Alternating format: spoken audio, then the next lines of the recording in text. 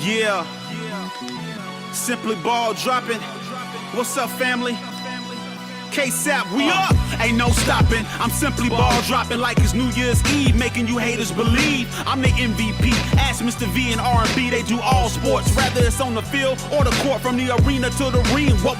You wanna swing? I rope a dope like the one on this boxing thing. That's the punchline. I'm the greatest of all times. Got something on your mind? Hit us up on the line. For that round table talk, ask B Hunt and Sheena and K-Sap too. For their views on our dudes, Marriage Chronicles for you lovers. Oh, I'm married to the game. The championships, the only time I wanna ring. K-Sap, the man behind the mic. Check 1, 2. It ain't a rap until I say it's a rap. Just fall through, pull up. The hottest pod smoking. Yeah, I got you open. This freestyle brought to you by James Ford. Paid promotion. Yeah, simply ball dropping. You know what time it is. Pull up. Yo, what up, what up, what up? Chop it up with your family, man. Come on, chop it up with your family. What up? We gotta talk about it, man. Once y'all come in the building, man, y'all represent where y'all watching from.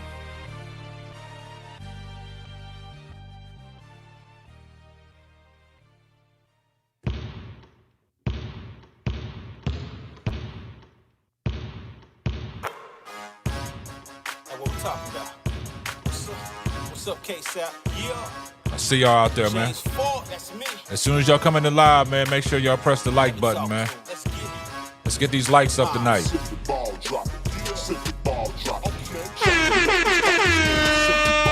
We gotta talk about it, man.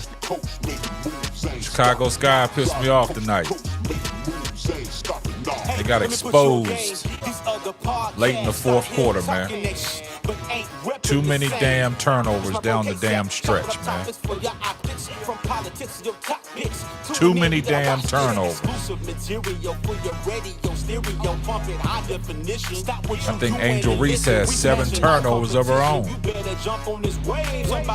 Let's talk about it. Marquise, Los Angeles, Prodigal, yeah, Prodigal to Sky. They pissed me off tonight, man. Too many goddamn turnovers down the stretch, man. Shit, Angel Reese, offensive fouls, turning the ball over. Camille Cardoso, bad passes, man. Yo, what up, what up? Yeah, man, Reese, yeah. And this notion of talking about Angel Reese can't score. When she don't score, you see what happens. If she would have got her normal 13 points, Sky wins the game. But she turned the damn ball over too many goddamn times.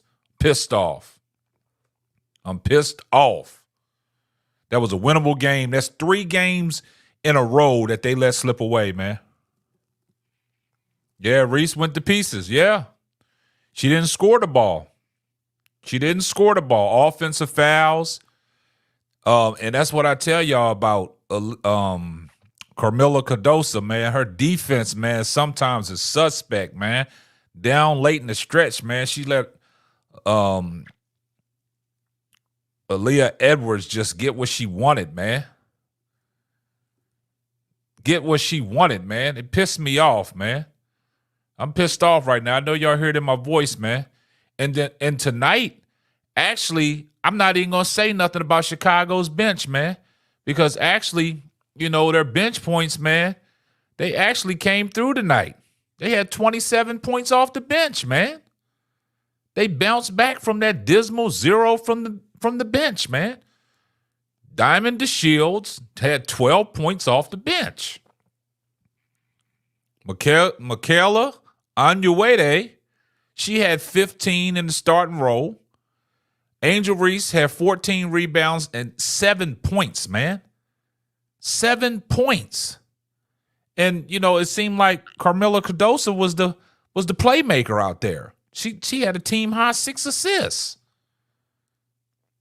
But like I said, Lindsey Allen, 8 points. Raquel Banham, 8. I mean, she had 3 points, man. She's been inconsistent ever since the Sky picked her up. And that was a winnable game, man. A winnable game. Nah, the sky, man. I just think right now the sky is falling right now. Like, it pissed me off tonight. Winnable games, man. Winnable games. That's Prodigal. That's a big game. That's a big game on Friday, man. That's a big game, man. Yeah, she's taking a leap offensively. Carmela Cardoso has taken a leap offensively, man.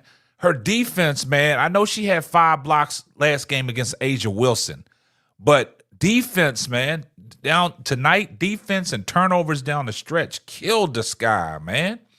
They had a threshold on the game at 68-63 with like 2 minutes left. I want to see them in the playoffs too, man. I mean, it depends on what Atlanta does tonight, man. If Atlanta takes that L, then they'll still be in that 8th slot. Bad all around. Nah, come on, Jay Bavis. I can't say. I'm not going to say that they tanking. They trying to win, man. It's 3 winnable games down the stretch, man. Yeah, but Atlanta's playing right now. Yeah, the team is sick. Kennedy Carter was out, man. You saw in the pregame that all the Sky players had on the mask. You know, Angel Reese was talking to the media with a mask on. Reese ain't taking for nobody. Yeah, well, at least Reese Pieces has her podcast now. Go ahead with that Buffalo Head. Stop that, man. We talking basketball. Get out of here with that stuff, man. Get out of here with that, man. You can take that somewhere else, man. Go over there on them Indiana Fever channels and talk that. You're always being negative, man. Yeah, I don't know. Carter, they said she's sick, so she might have got she might got COVID. Nah, you watch your mouth. You watch your mouth, Buffalo Head. Watch your mouth. Don't be talking about calm down, oh boy. I'll get you off this channel real quick. Don't come in here with that stuff, man.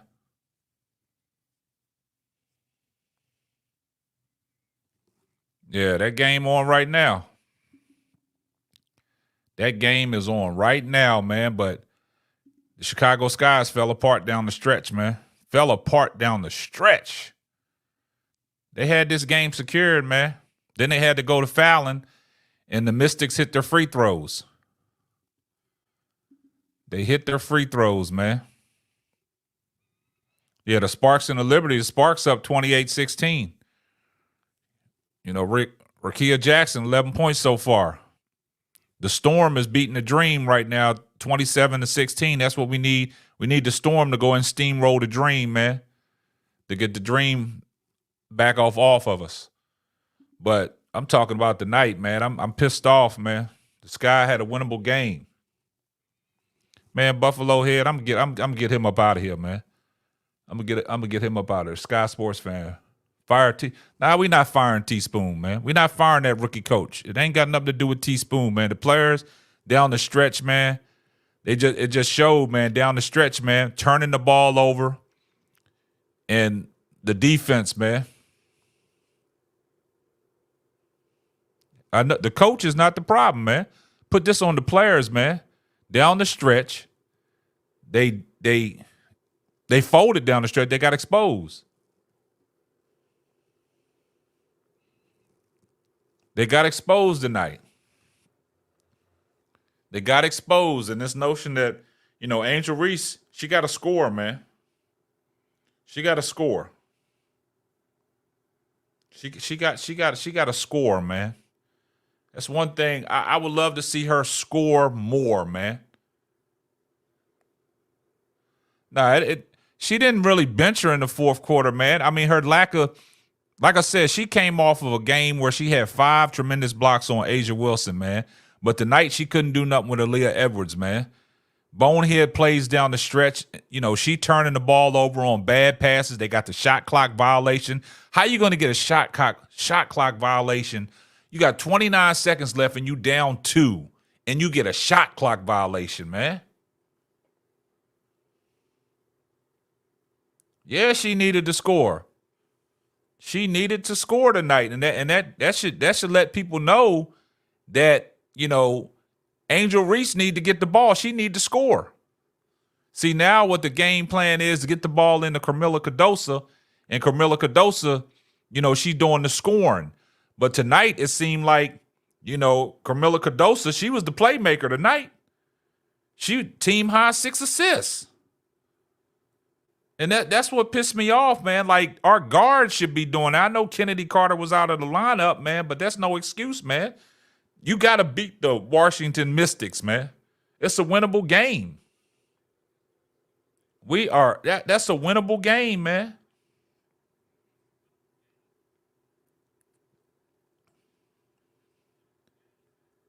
That's a winnable game. And they let it go. I think, Angel, she came to the pregame with a mask on, but I know with the protocol, if they got COVID or anything like that, they shouldn't be out there playing.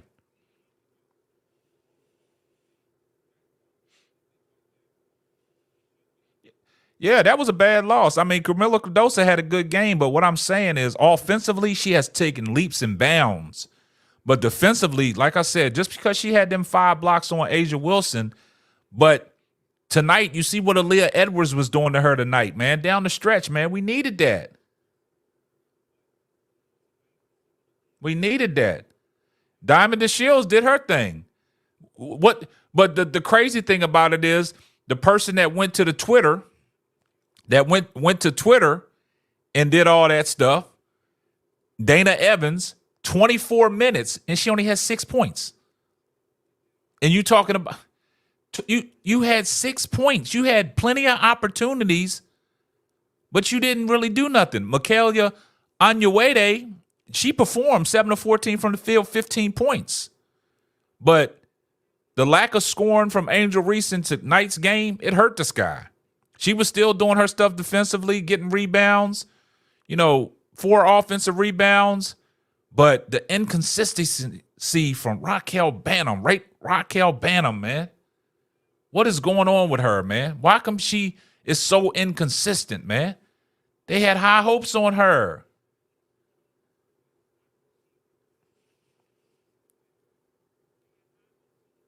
Well, they don't give her no calls, but she don't complain. She don't complain. That's what I'm saying. She don't complain, man. That's the bad part about it is, like, T. Weatherspoon as a coach, man, you gotta go to the league office, man, and you gotta shake it up a little bit. Gotta shake it up a little bit.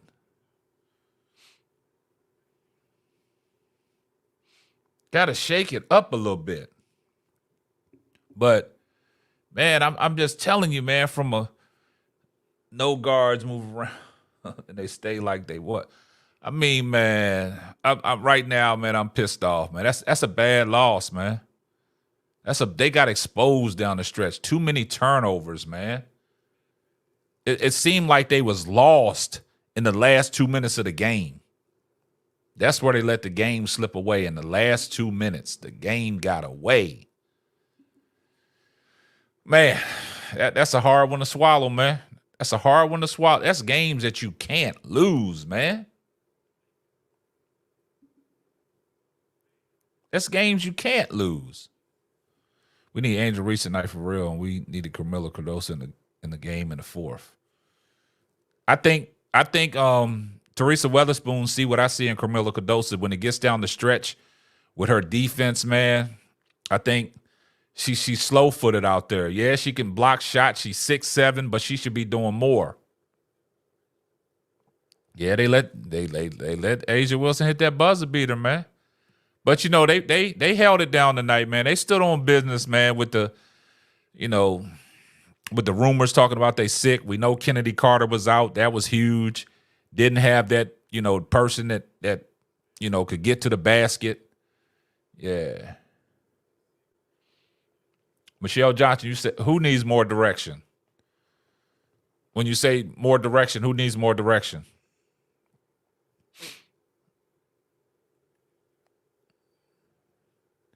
Yeah, they need they need Carter, and they need Carter because Carter and Reese, they coexist, man. They know how to play off of each other. Yeah, Carmilla Cardosa. I just think, man, I think we probably expecting a little bit more out of Carmilla Cardosa than what she can give us, man. I mean, offensively, like I said tonight, man, she was passing that ball, man. She was a team high 6 assists. But I just think in a situation like this, man, when you got a 6'7" player like that and you can't be on the floor in the fourth quarter, that should tell you a lot. Yeah, I don't know what's going on with that situation, man, with Kennedy Carter, man. We don't know what's going on behind closed doors. Don't know what's going on down the yep. Terrible point guard play. Sky had that shit. Angel Reese had 6 of her own. And she wasn't even handling the ball. She had 3. She got called for 3 offensive fouls. That's 3 turnovers right there.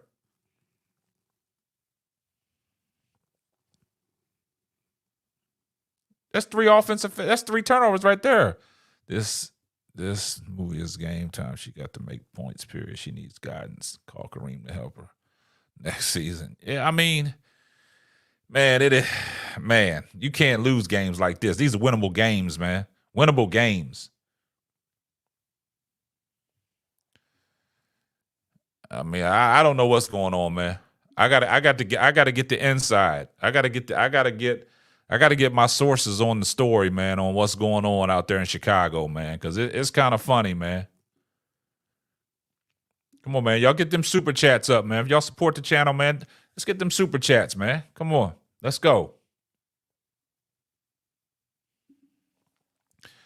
Yeah, Christopher. Yeah, them turnovers was ridiculous, man. And like I said, Angel Reese had 6 of her own, but she had 3 offensive turnovers. Look at the turnovers down the stretch, man. Look at the bad pass by Carmilla Cardosa. And then what pissed me off, you down 2, and this is what happens. You down 2, and you get a shot clock violation, and you don't get no shot off. Man, shout out to Big Cheese for the $5 super chat, man. The refs are so blatant with the no calls against Reese. It's ridiculous. She's getting mugged. Also, in-game coaching decisions are terrible. I understand what you're saying about T. Weatherspoon, man, but I'm not going to put this on T. Weatherspoon. She's a rookie head coach. She got to grow with that unit. But I think the team responds to her. But the turnovers killed us tonight, man. We had a threshold on the game. We was winning 68-63 with 2 minutes and some change left in the game. And that killed us. And then you turning the ball over down the stretch. Then you don't get then you call a timeout, and then you don't get a shot off after the timeout. You get a shot clock violation, and then now you're forced to foul and give credit to the Washington Mystics for hitting their free throws when they needed to.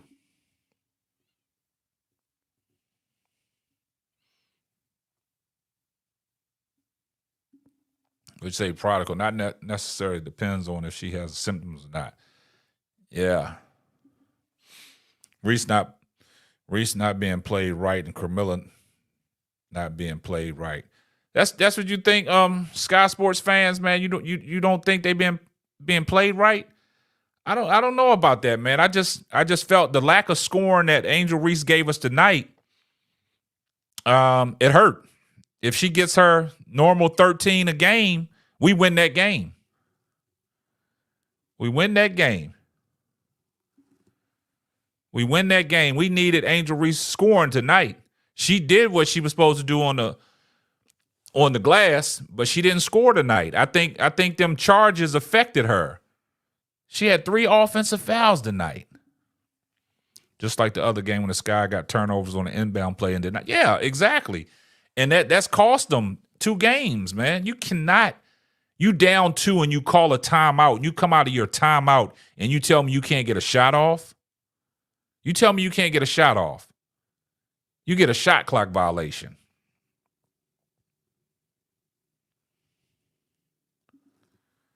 Teaspoon got no defense or offensive answer. I wouldn't say that, Wesley. I wouldn't go that far, man. I can't put nothing on Teaspoon right now. She's a rookie head coach, man, and she's doing the best what she can with the players she got, but them players got to respond. It's too much inconsistency with the Chicago Skies, man.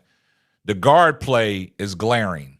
I just don't like our guard play because you don't know what you're going to get from them. Just like tonight. Look what Diamond DeShields did. She came off the bench and had 12. That's the inconsistency I'm talking about. The other night, the bench didn't even scratch. I like what Isabel Harrison did tonight. You know, she came in there, you know, with the 10 minutes she gave, she had 6 points. Michaela Anuede, she started. She had 15 points. She was the lone bright spot alongside Carmela Cardoso. You know, Carmela Cardoso only shot the ball 4 times. She was 3 or 4 from the field, man. 4 or 5 from the foul line. She had 11 rebounds. She had a double-double. But the thing about it is she was a team high 6 assists. I thought that's what Lindsay Allen was there for when Kennedy Carter goes out. She's supposed to be leading us in assists. It's the inconsistency. And Raquel Banham, she's only had 1 good game ever since she's been traded to the Chicago Sky. 1 good game. That's the thing about it. And down the stretch, it wasn't even the fact that it was major because Aaliyah Edwards wasn't doing nothing the whole game, and she had 4 big points down the stretch, man. And then and she had a huge block on Angel Reese. But it was Dolson, the big center, 17 points. Atkins, she was hitting the 3 ball. She had 15. Like, their bench play. You know, we outscored their bench.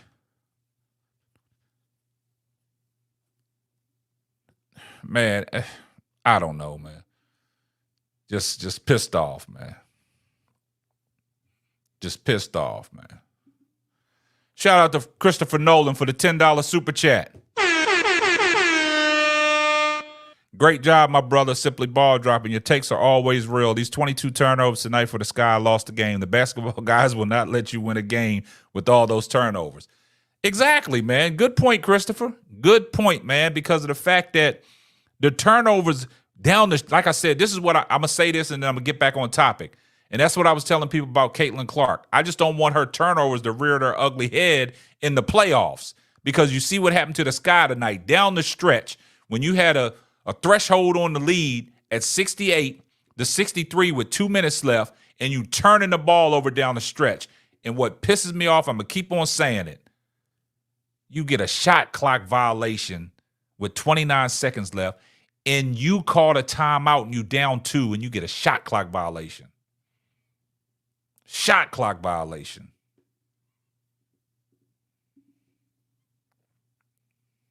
Man, it's whew, yeah, this a hard one, man. This was a hard one. Yeah, Prodigal, 21 turnovers is nasty work, man. You can't win a ball game with 21 turnovers, man. Just like Christopher said, the basketball guys are going to get you. Is the Skies coach even practicing with these players? Yeah, Wesley, they practicing with the players, man. Yeah. Yeah, Clark still had 8 turnovers tonight. I mean, it's no big deal, man. I mean, we're not talking about Caitlin Clark. We talking about our Chicago Sky, man. We need to get it together, man. Teaspoon had to coach Cardoso up to get her where she is right now. She wasn't as aggressive as needed to be in order to get the touches she's getting right now. Hey, that's a fact right there. That's a fact right there because I just think, Cardoso, she's skillful offensively, but I would like for her to turn into a defensive monster, man.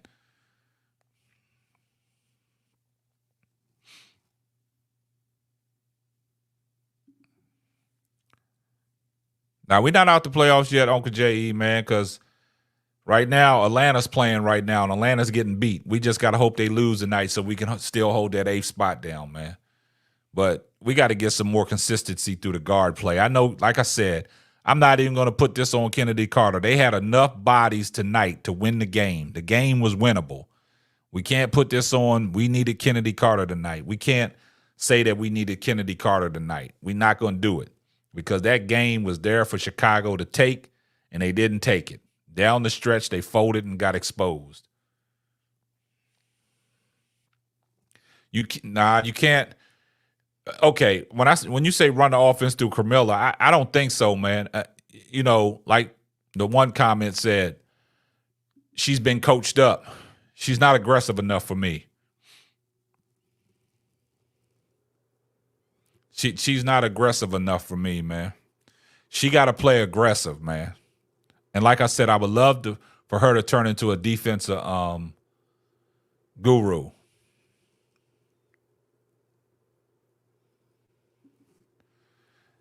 Damian Fowler, man. Shout out, man. Appreciate that, man. Just found your show, dude. Pretty insightful. Glad there are decent WNBA pages. Appreciate that, man. Yeah, Michelle, I know you said that before. She needs direction, and somebody made a comment that, T. Weatherspoon is coaching her up, but I just think I just want her to be more aggressive, man. Christopher Nolan said, with that loss, the Mystics are only 2 games behind us in the win. Yeah, the Mystics beat us twice. Yeah, they got the tiebreaker. If it comes down to the same, they got the tiebreaker. Yep. I agree. She does need to be more aggressive, man. What's good, my brother Zane? What's good, man? Appreciate you tuning in, man. Man, shout out to all the members in the building, man. We got Prodigal. We got Coach Q. Yeah, man. We trashed after the night, man. I'm disappointed. We got Christopher Nolan in here. We got Kara Manager in here. We got Paul Hardrick in here. We got Michelle Johnson. We got Damian Fowler. We got Wesley Williams. We got Lee Jefferson. We got Bro Gad. We got Prodigal. We got BBG2K, Uncle J.E., Him Jong-un. We got John Juan Don. We got Paul Hardrick. Yes, sir. If I missed anybody, man, I do apologize. We got Michelle Johnson in the building. Yes.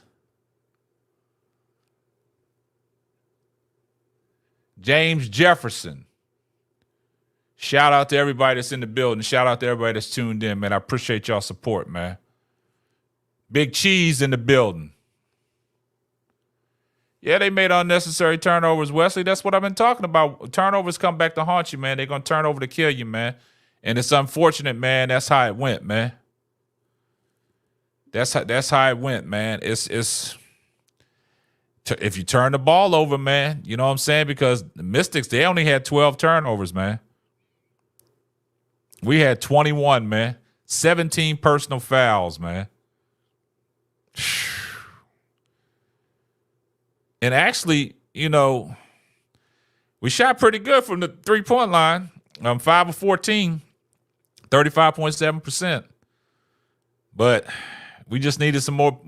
We needed some more offense from Angel Reese. I don't know what it was. Like I said, sometimes I think she was getting butchered. Ref swallowing the whistle. She wasn't getting no calls, but she was playing through it. Yeah. They fumbled the bag. Yeah, I mean, I understand, man. Some of these refs, man, they're the finest officials what we got in the WNBA, man. We got to live with it, man. But I agree with y'all, man. I'm not trying to make no excuses for Angel Reese or anything like that, man. But, she does get butchered. She don't get the calls that she rightfully deserves like everybody else. It's glaring at times. Yeah, they've been trashed all through the whole WNBA, man, but it's more glaring. I guess it's because of Angel Reese's style of play. That's what it is. You know how back in the days where they couldn't call fouls when they was hacking Shaq and stuff like that because he was just so aggressive going up? That's how Angel Reese is. She's just aggressive going up, and she just plays, and she don't cry to the officials, talk about y'all done fouled me.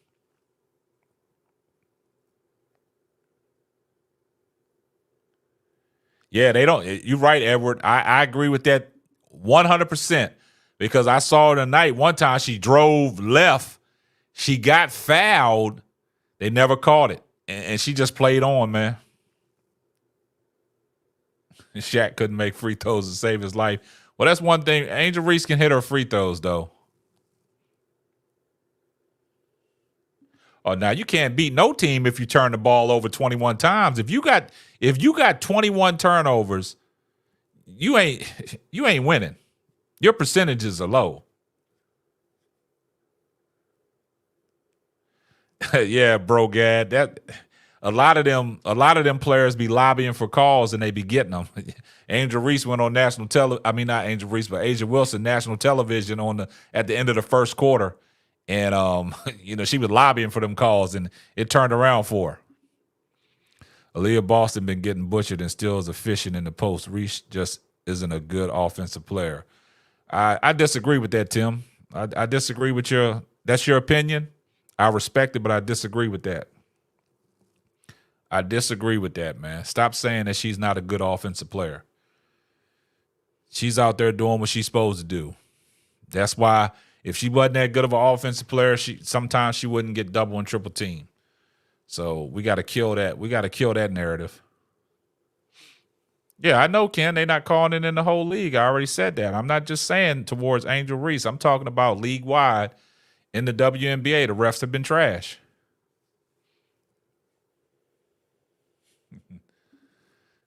The league wants Angel out of the Rookie of the Year race. Yeah, I mean, you can say that, man. That Rookie of the Year race is what it is, man. I'm done with that, man. I'm done with that. It's going to be what it's going to be, man. You know how when politics set in sports, it can go any way it want to go. It can go any way it want to go, man. But tonight's game, it hurt, man. Exactly. That's right, Pride. That's why I don't want to talk about the Rookie of the Year race no more. I'm gonna let these media pundits and all these people say what they want to say and let these Caitlin Clark, YouTube channels start making videos again, man. And I'm gonna tell you, I'm gonna be real right now. This is one thing I'm gonna be real about, man. I'm gonna be real about this, man. Man, the Adrian Ross show, man. When I first started looking at her channel, man, I said, man, this is a pretty good channel, man. But I just don't like how that sister makes videos tearing down another sister, man. Tearing down Angel Reese the way she tears down Angel Reese, man. I just don't like it no more, man. That's what I can't get, man. I can't get for another sister knowing how hard it is in the world for black sisters, man, and she gets on her YouTube channel and she tears down Angel Reese any chance she gets, man.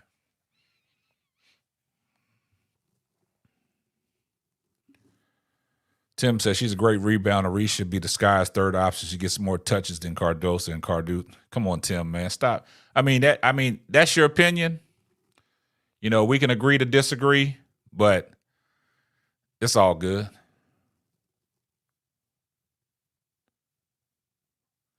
Yeah, bro, Gad, man. I just it's something about her, man, that a couple of her videos just really irked me, man.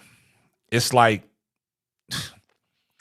a lot of people say they don't want to make it a black and white thing, man, but some of these channels, man, it's just glaring and obvious, man, what they do, man. Leah Boston got 1,000-point. Candace Owen of sport. She's the She's the kid. What'd you say, Wesley? She the Candace. She the Candace Owen of sports, man. That was a good one, Wesley. That was a good one. Did I read Reese? Yeah, she had 7 points tonight, Ken. We needed our offense. Tim, I never said she was a better scoring option. You said that Angel Reese offense was terrible, and I disagreed with you. Never said nothing about the scoring option. I'm in reference to you saying her offense is trash, and I said her offense ain't trash.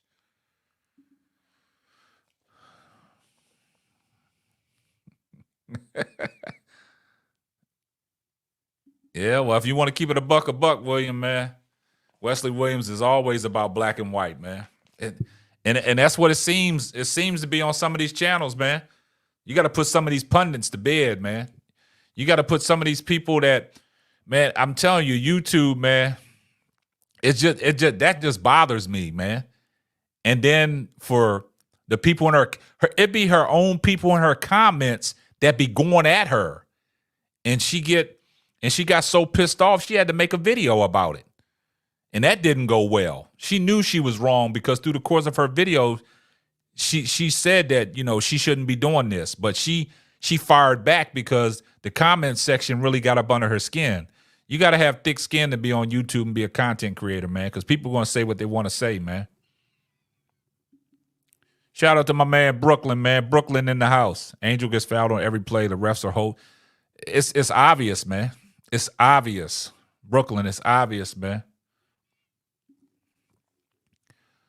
Camilo Cardoso, 11 points, 12 reviews, 6 assists, 3 benched in the fourth. Man, stop, man. We're not going to blame it on Teaspoon, man. I'm not going to blame it on Teaspoon, man. 10 games left. This dude, Tim, came all the way here just so he can hate on Angel Reese. These Caitlin Clark fans are weird ass, but yet they claim to be Caitlin Clark fans. I mean, it is what it is, man. Y'all know right now it is what it is, man.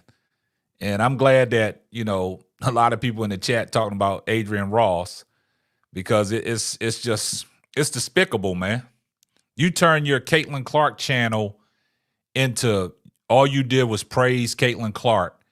All your videos about Caitlin Clark, they was nice videos. But then you took it a step to where you wanted to make it your own personal, vendetta to post videos about Angel Reese tearing this young black lady down, and you're a black lady yourself, man. I can't get with that. It's the coach. What? Nah, Sunshine. I can't. Y'all see y'all hard on Teaspoon, man. I can't fire Teaspoon, man. I can't fire.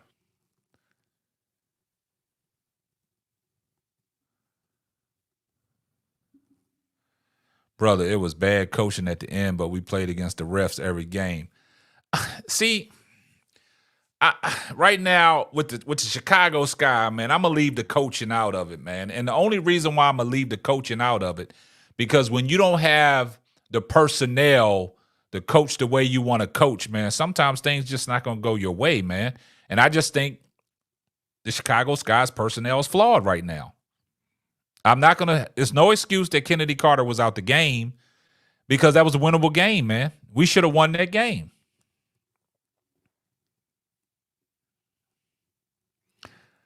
You say, I understand Sky was just missing Carter's play tonight, but that was a winnable game, man. Look, you're winning 68-63 with 2 minutes left. With 2 minutes left. You winning. And you start turning the ball over.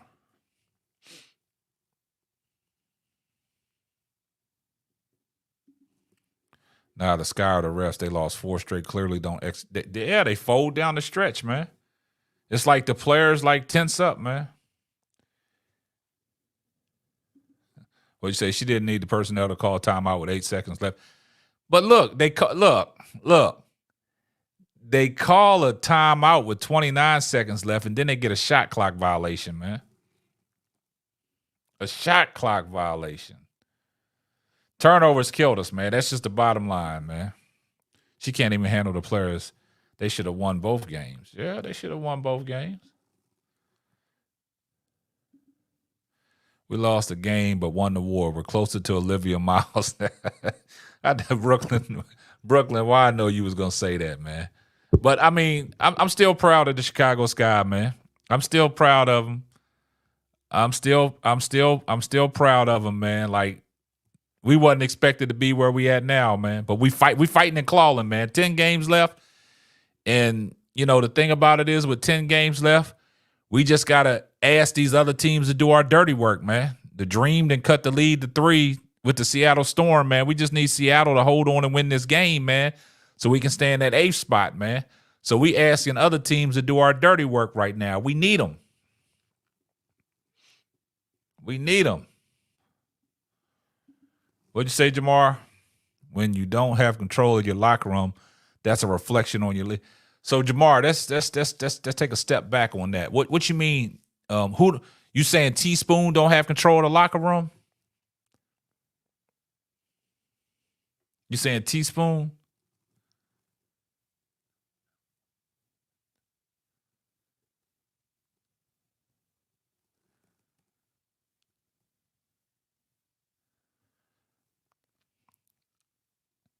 I think you missing the point, Kara Manager. I think you missing the point. The point is that Adrian Ross is a black lady, right? And she's tearing down her sister. That's the difference. She's tearing down her sister. That's the difference, man. Come on, man. That's the difference. Y'all stop deflecting. Yeah, they only down 3 at halftime. They came back. Seattle 43. Seattle 43. Atlanta 40. Yep. Yeah, everybody says she's out of line, man. But, big ups for what she's doing over there, man. Big up for what she's doing over there. She is out of line, man. She's out of line. Y'all just look, y'all go back, y'all go look at Adrian Ross's last 4 videos that she made about Angel Reese, just completely tearing her down.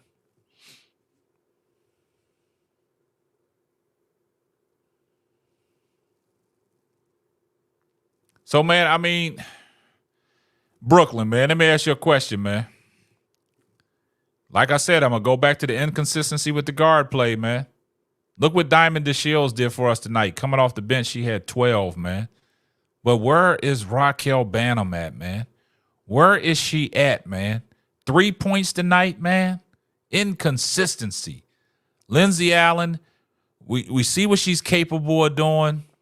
But when you got your center leading your team in assist and playmaking, man, that's a disaster right there. A disaster. Diamond, what exactly? She was balling. She was balling. Man, hey, Rachel or Raquel, she been out of it. She been out of it ever since she played the LA Sparks, man. She been out of it, man. Nah, Jamar, I already said what you talk about the game when they played Connecticut when Mabry went off. Nah, they did. Jamar, they traded Mabry away for that draft capital, man. They got 2 first-round picks coming up in the draft, man. Because what it was is they thought this team wouldn't be where they're at right now. They was projected to be 12th, but they holding that 8th spot. So they getting in where they fit in, man. Now we just asking these other teams to do our dirty work, man. But we got to start winning ball games.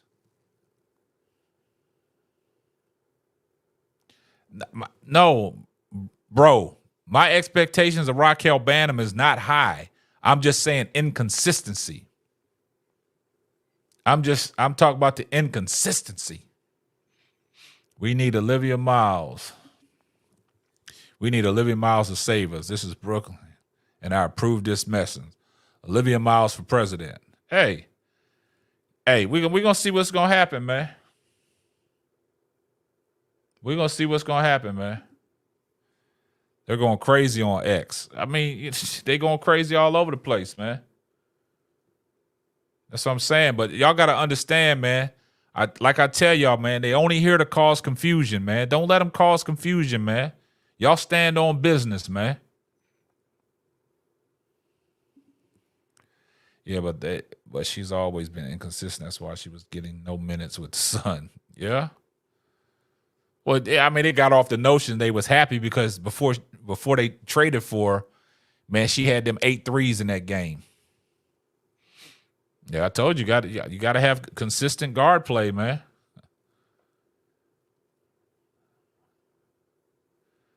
Yeah, you got to have consistent guard play.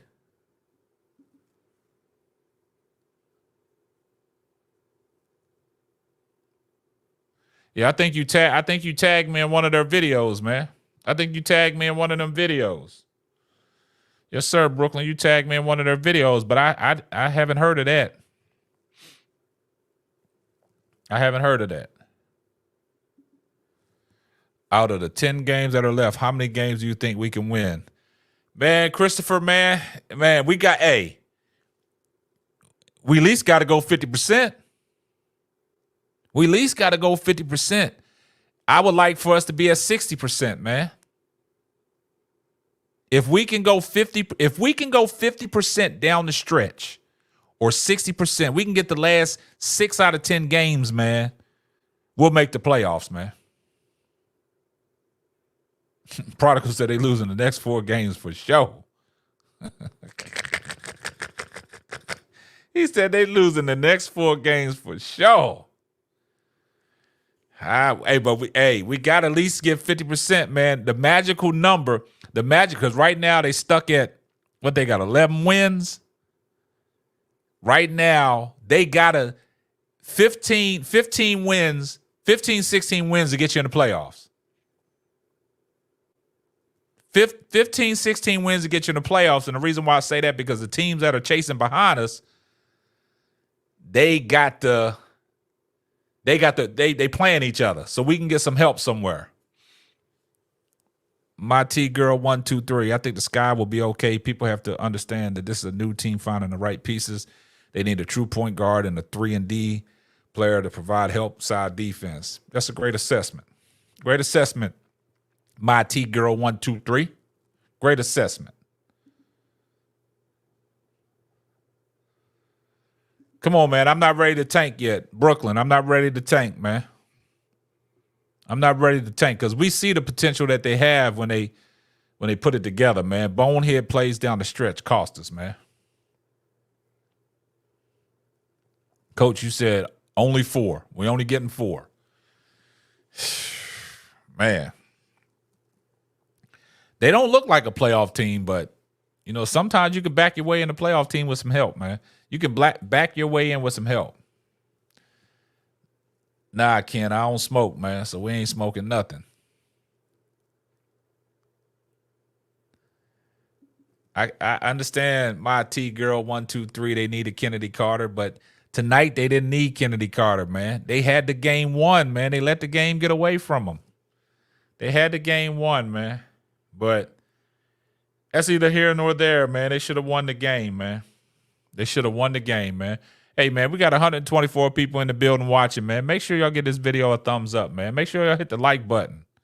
And if you're not subscribed to the channel, make sure you're subscribing to the channel. Make sure you got your post notifications on. They definitely didn't deserve to win with all those turnovers. Yeah, you can't win games with 21 turnovers, man. You cannot win games with 21 turnovers, man. Come on, man. Make sure y'all drop a like on the video.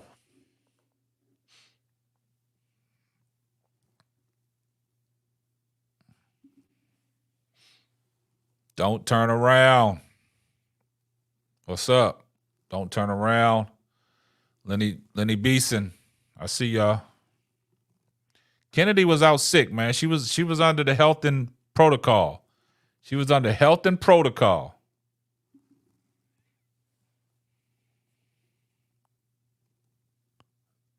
Yeah, hey, the fever gonna be dangerous, man.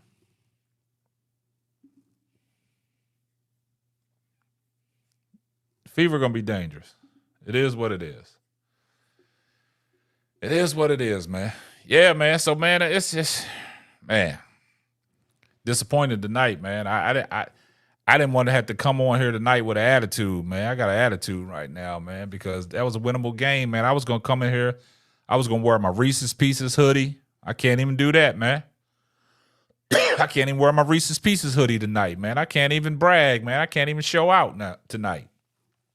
On a bad loss like that, man, I can't wear the Reese's Pieces.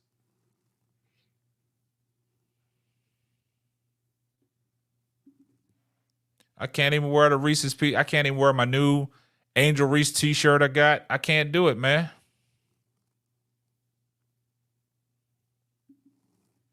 I was ready to laugh all night. You was ready to laugh all night and shit. Hey, I was going to let them have it, man, if they won. I got my new Reese's Pieces. I got my new Reese's Pieces hoodie that just came in today. I got my new Reese's Pieces shirt. Man, I was ready, man. I was gonna be glazing Angel Reese all night. Nah, I heard it's hanging up in the closet, man. I was gonna don it before I came on to do the show, man, but my wife said, "Don't do it, man, because you're gonna embarrass yourself." I said, "Yeah, you're right, man. They're gonna clown me." So I said, "I'll hold back, man. I hold back."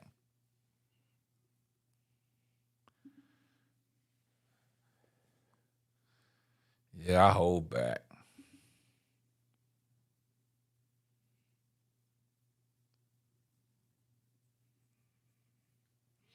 When you say, "Do I know how the picks work this year and next year?"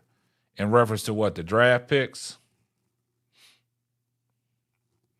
I think if the Sky finish in the playoffs, man, I think what's this? Reese don't. What you mean Reese don't love basketball, man? See, that's the type of comments I can't stand.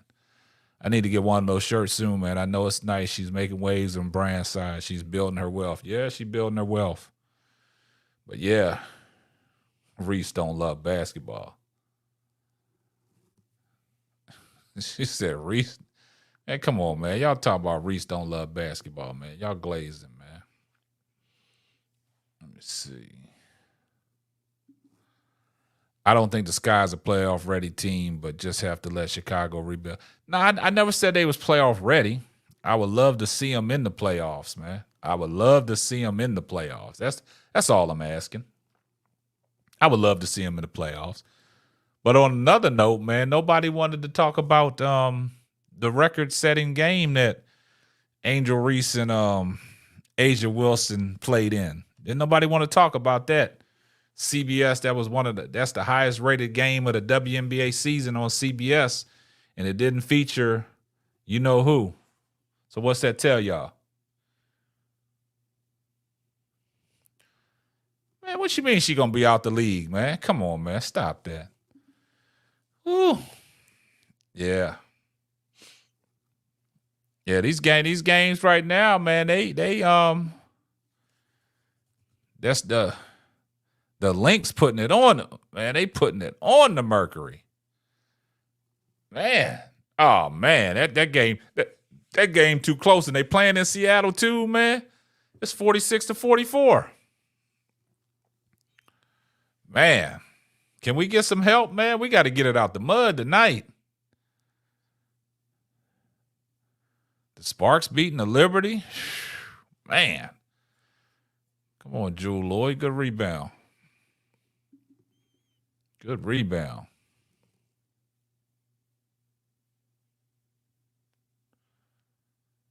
Ooh. Yep.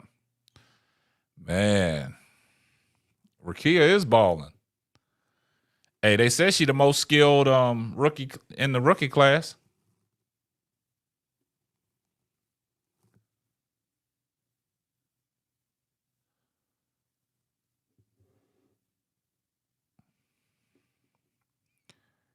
Man.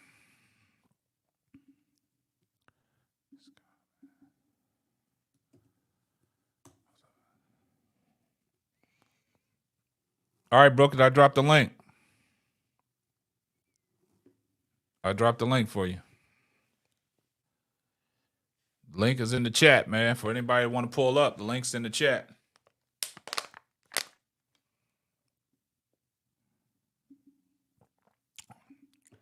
What up, bro? What up, bro? What up? What's good? So I just wanted to poppin'? explain the difference between this year and next year, right? Okay. So let all the injuries haters have fun in the chat now, right? They want to kick you, they want to kick you out while you down. So let them have their fun. But with and I know, like, as a fan, you always want to see your team doing the best they can. So you want to see them in the playoffs, but we actually got real lucky this year because Dallas controls our pick. Yeah. So the fact that they trash means we keep our pick. Next year, though, we're gonna have to be good. We don't have a choice, right? Because Minnesota controls our pick. So if let's just say we in the same situation next year where we fighting to be in the playoffs, and let's just say Minnesota's in the same situation next year where they the third seed, they gonna snatch our pick from us. You get what I'm saying? So when So the picks that so you telling me the picks that Chicago got back from Connecticut, right? yes. So you're saying the 2 first-round draft picks that we got next year in the draft. So one of them is controlled by Dallas. So no, the pick that so we was the 8th seed in this past draft, and we traded to get the 7th seed to get Angel Reese. And that trade, we gave up our draft rights to Minnesota. What you're talking about is a second trade. You talking about the trade with Mabry, where we control that one. Okay. So with Mabry, with the Mabry trade, we got a first round pick for next year between Connecticut and Phoenix. So whoever got the better record, whoever gets the higher pick, we take that. So we control it. Got you. So we good there, but they both pretty good teams. So I'm assuming I don't really see neither one of them being trash next year. So I'm assuming that's gonna be somewhere in the middle, like where we are now. It's probably gonna be somewhere in the eighth pick or some 7th pick, something like that. That particular pick. But Minnesota is our pick. That's not somebody. See, we taking Phoenix's or Connecticut's pick. Minnesota has our pick. Okay. You get what I'm saying? So gotcha. In order for us to have a good draft next year, we got to be somewhere around Minnesota. Like our seeding got to be somewhere around where Minnesota at. So next year is the actual year you want to be in the playoffs. This particular year, we good. We could be in the playoffs and not be in the playoffs, and we straight. Like this is house money. We ahead of schedule. This is house money. So if I was a Sky, well, I am a Sky fan. I'm speaking hypothetically. I'm speaking hypothetically, but I'm a Sky fan. Even though your heart says, yo, win as many games, make the playoffs, I want the experience. The smartest thing to do is to get the best. As long as we above Dallas, no matter how much we lose, we good. Because we'll get the best. We put it to you like this. Worst case scenario, or not worst case scenario, but what could happen? Okay, we make the playoffs. We're gonna have like maybe the 5th pick or the 6th pick or the 2nd, depending on where the Valkyrie end up at. We probably gonna be the 6th pick, I'm gonna say. And then let's just say Olivia Miles get drafted just before our pick. We gonna be pissed the fuck off. Yeah, you get what I'm saying? I got you on that, but logically, we're gonna be mad because we're gonna be like, damn, we could have had her. But right now, if we get the best seeding we can and we control our destiny, we're gonna get the point guard we need. We're gonna be able to get a second player we need because we got 2 picks this year. Yeah, and then we're gonna be a better team next year and able to compete against these games we lose. And we're gonna have a full team. Yeah, and the crazy thing that you said that, man, in the standings, like I said, I think our hard number is 15 to get in the playoffs. That's our hard number. And the reason why I say that, Atlanta is like a game, a half a game behind us, right? And they playing tonight, they losing by 5 right now. But in a sense, now you got Washington, they creeping up, but Dallas, they got 8 wins. So you telling me these last 10 games, Dallas, in order for Dallas to move past Chicago, they got to win their last 7 out of 10 games, and I don't think that's feasible for them. Yeah, I don't think Dallas. They got a good victory last night against the Aces. Listen, we beat the Aces too. I know, but I'm just talking about Dallas. You see the potential Dallas got. Yeah, now Dallas is a good team, but I don't see them. Listen, they got to be super lucky to win out. Yeah, that's what I'm saying. It's possible, but I doubt it. I'm not worried about Dallas at all. I'm gonna be honest with you. I think Atlanta's gonna pass us. I'm gonna be honest, and I think we're gonna fall out the playoffs eventually because Atlanta's playing really good. I don't think they're gonna win tonight. I don't think they beat in Seattle, but over the course of the season, I think they're gonna win more games than we do. I mean, we are clearly struggling. We're the only team. Even the Sparks, we almost lost. If it wasn't for the 4th quarter heroics, we losing to the Mystics. We're not a good team. I don't even know why. I don't even know why people want to see. Yo, said that. Yo, Sap, I don't Yeah. even know why people want to see this team in the playoffs. Like, you want to see this team in the play? Like, this is terrible. Like, It's just for TV, man. It's good for TV, man. now that's gonna be bad TV. That's good for TV. It's good. gonna be like tonight. I Tonight know, wasn't but I'm good just TV. saying. But you know, you've seen the glimpse of what they can do, like early in the season when they beat New York, when they beat Las Vegas. Yeah, They but can, we had a better player on our team. well, I understand that, but she's not coming through that door no time soon, man. So we got to No, leave but Mabry somebody alone. to me, somebody better is like a man. Just for argument's sake, we lost Mabry, right? We Mm-hmm. lost a good player. We about to add 2 Mabrys. So imagine how much better we gonna be. You get what I'm saying? And I feel like these 2 players we gonna add, no disrespect to Mabry fans out there, I feel like these 2 players we about to add is better than Mabry as rookies. You get what I'm saying? That's Yeah. my opinion. That's my opinion. I've been watching these girls in college. They that's why I be trying to urge. That's why I even told you I put that page out there. I'm trying to urge people to look what's coming. Look at it's a whole lot of talent on the way. Well, I mean, it's a lot of talent, but the problem I have, man, is like I keep on saying it. I keep on saying until I'm blue in the face, man. The inconsistencies, man. It's too glaring, man, with this Chicago Skies team, man. Yeah, but the reason, not to cut you off, the reason why they so inconsistent, this is my opinion too. Some people might feel differently. I feel like we literally playing with 2 bench players, right? Like if you take a look at, Lindsay is playing good. She, like you said, she's inconsistent, but when she played good, she played good. In the past couple games, Michaela's been playing good, but before that, she was trash. To me, they not real starters.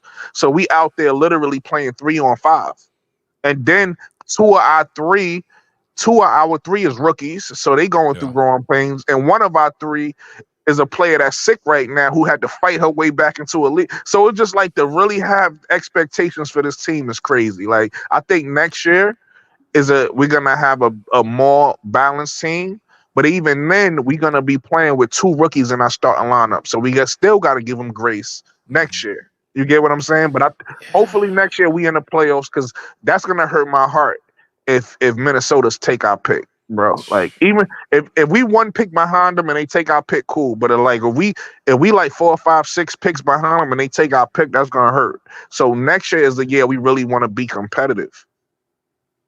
Yeah, I mean, it's just I see where you're coming from, man. But understand, you're playing with, like, you get rid of Mabry and you're playing with, like you said, 2 bench players. I can agree with that. But at the same time, you in the WNBA for a reason. You in the WNBA because you can play some ball, right?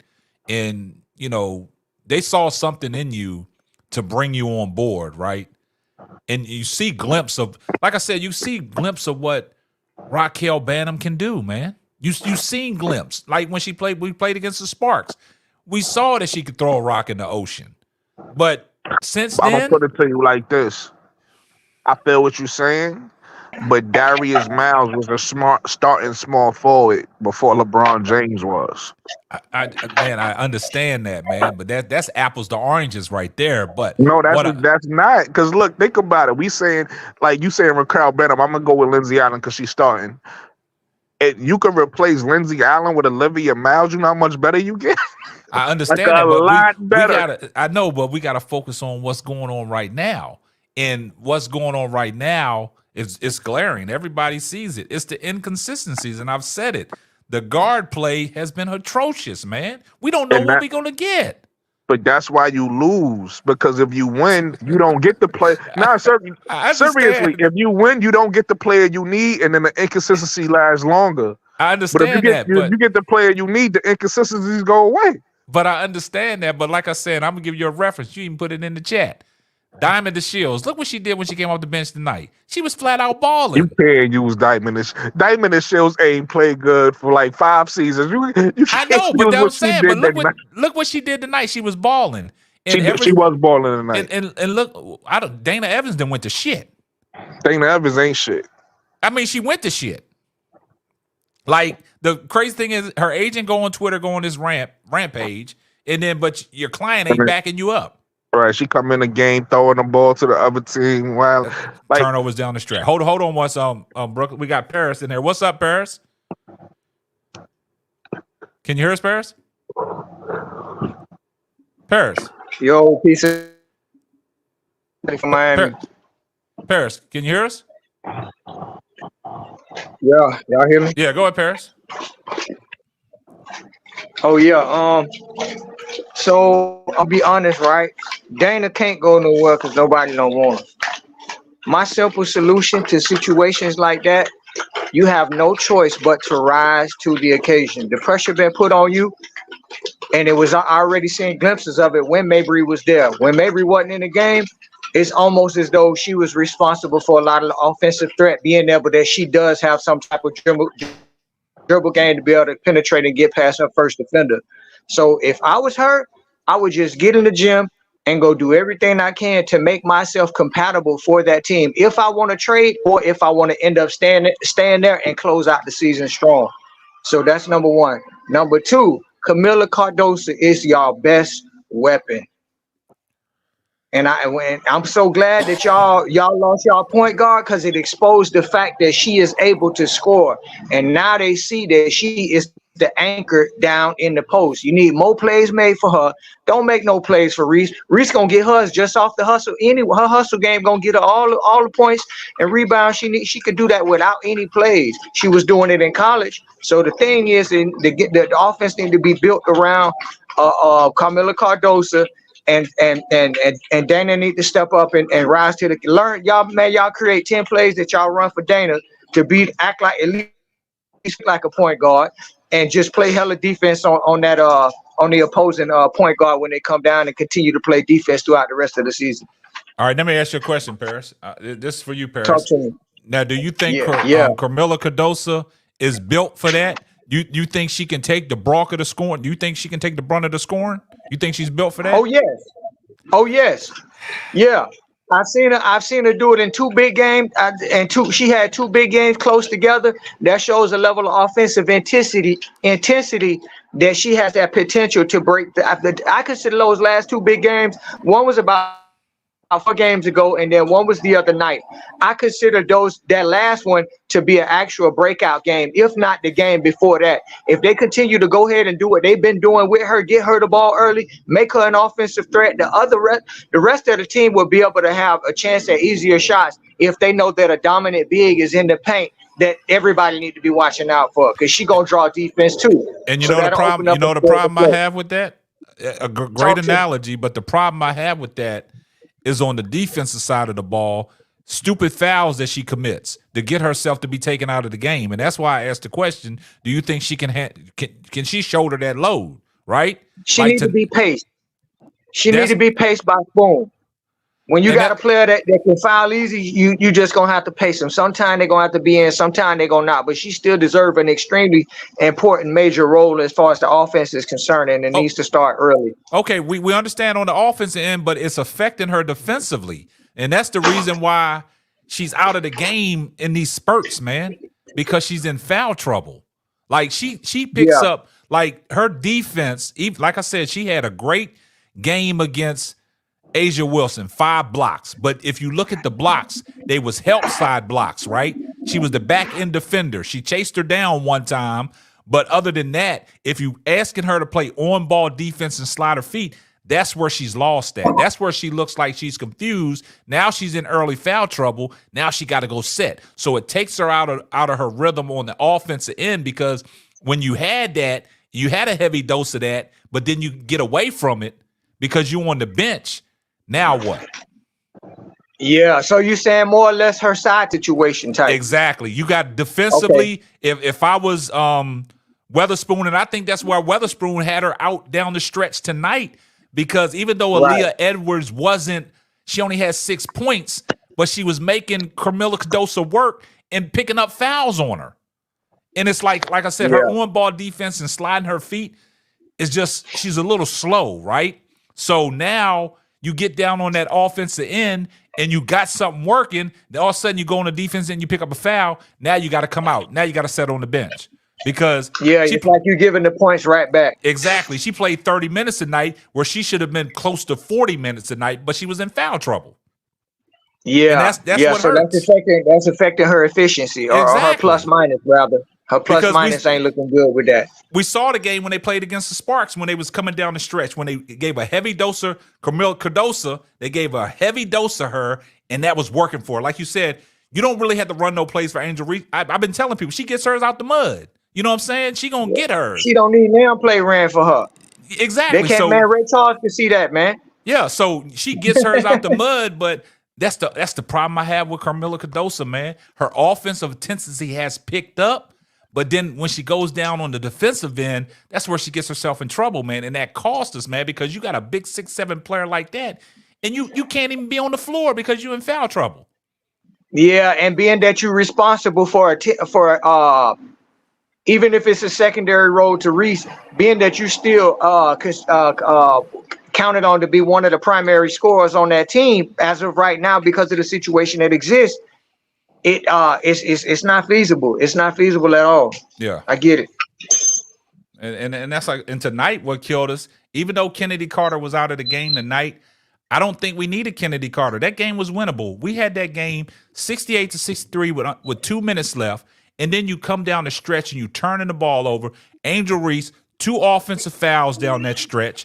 And then she gets her shot blocked by Aaliyah Edwards. And what pisses me off is you down 2. We call a timeout, right? You come out of a timeout, you set up a play, you had 29 seconds left, and you get a shot clock violation.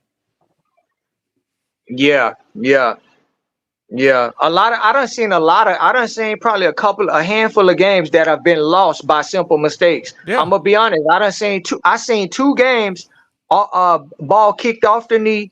One of them was Brittany Griner. The other one, I don't know if it was Alicia Edwards or Aaliyah Edwards.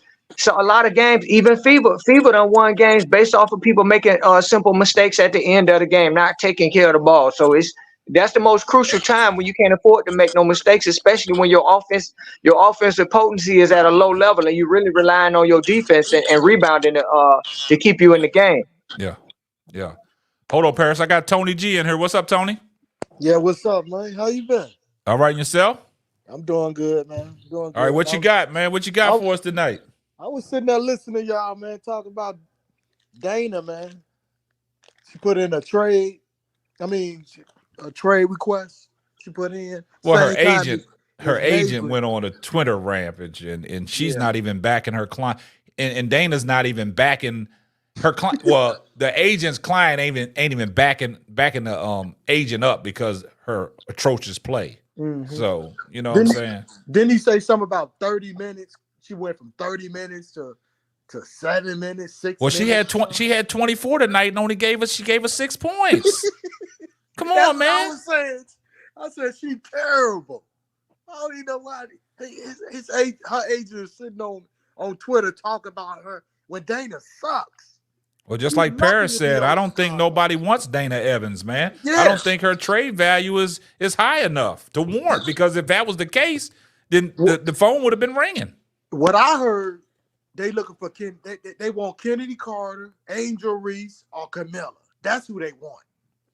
Well, you know how these teams, want. And Chicago ain't giving them up. You know what I'm saying?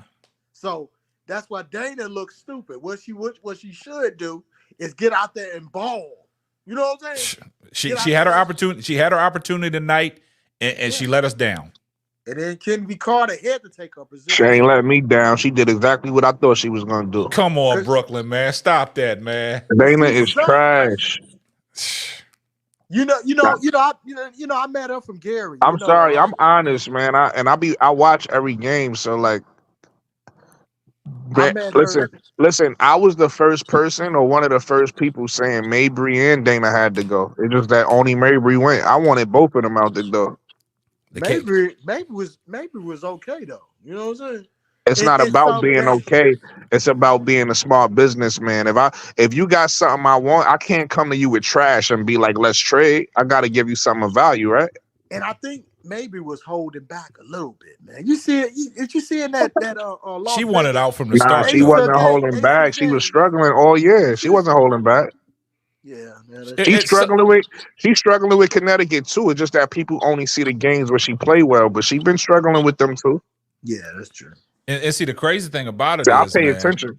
The crazy thing about it is what I don't like, man, and I'm gonna keep on saying this, man, you look at the roster's flawed, man. And for somebody to come up here and say that Chicago, if you look at them from top to bottom, I've heard this on different channels when people talking about the Indiana Fever roster and the Chicago roster. I don't see how anybody can make a valid point for the Chicago Sky, man, from top to bottom. That shows that they don't know basketball, bro. I don't see how they make a valid point, man. Mm-hmm. You can't make a valid point, man. And I think this was on Showtime show that guy came up in the came up on the panel. I was talking to him. You was talking to him, yeah. And that's when I came in the chat and said, shout out Showtime, sent the super chat and said Brooklyn in the house. And the guy was saying, he's like, if you look at it from top to bottom, he gonna take Chicago. Man, how you gonna take Chicago? He retarded, man. He don't know these guys don't know basketball, bro. And then I think somebody pointed out the fact that Indiana Fever had 3 players to play in the that was me. The All-Star game, yeah. And then he came back and said, well, Angel Reese was the only one voted, but you know what I'm saying? Like, come on, man. I'm like, man, when I listen to people make takes like that and try to compare that team from top to bottom, I can't take you serious, man. I tried to throw him Bell. I said, yo, you dude. I said, well, how many All-Stars was on it? He still was like stuck on stupid.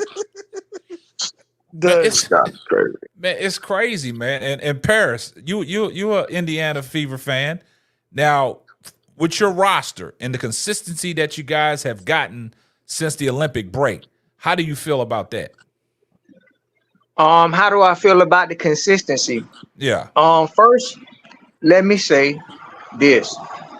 A lot of y'all think a distributor is the main person responsible for scoring the basketball. That is false. I never said that's that.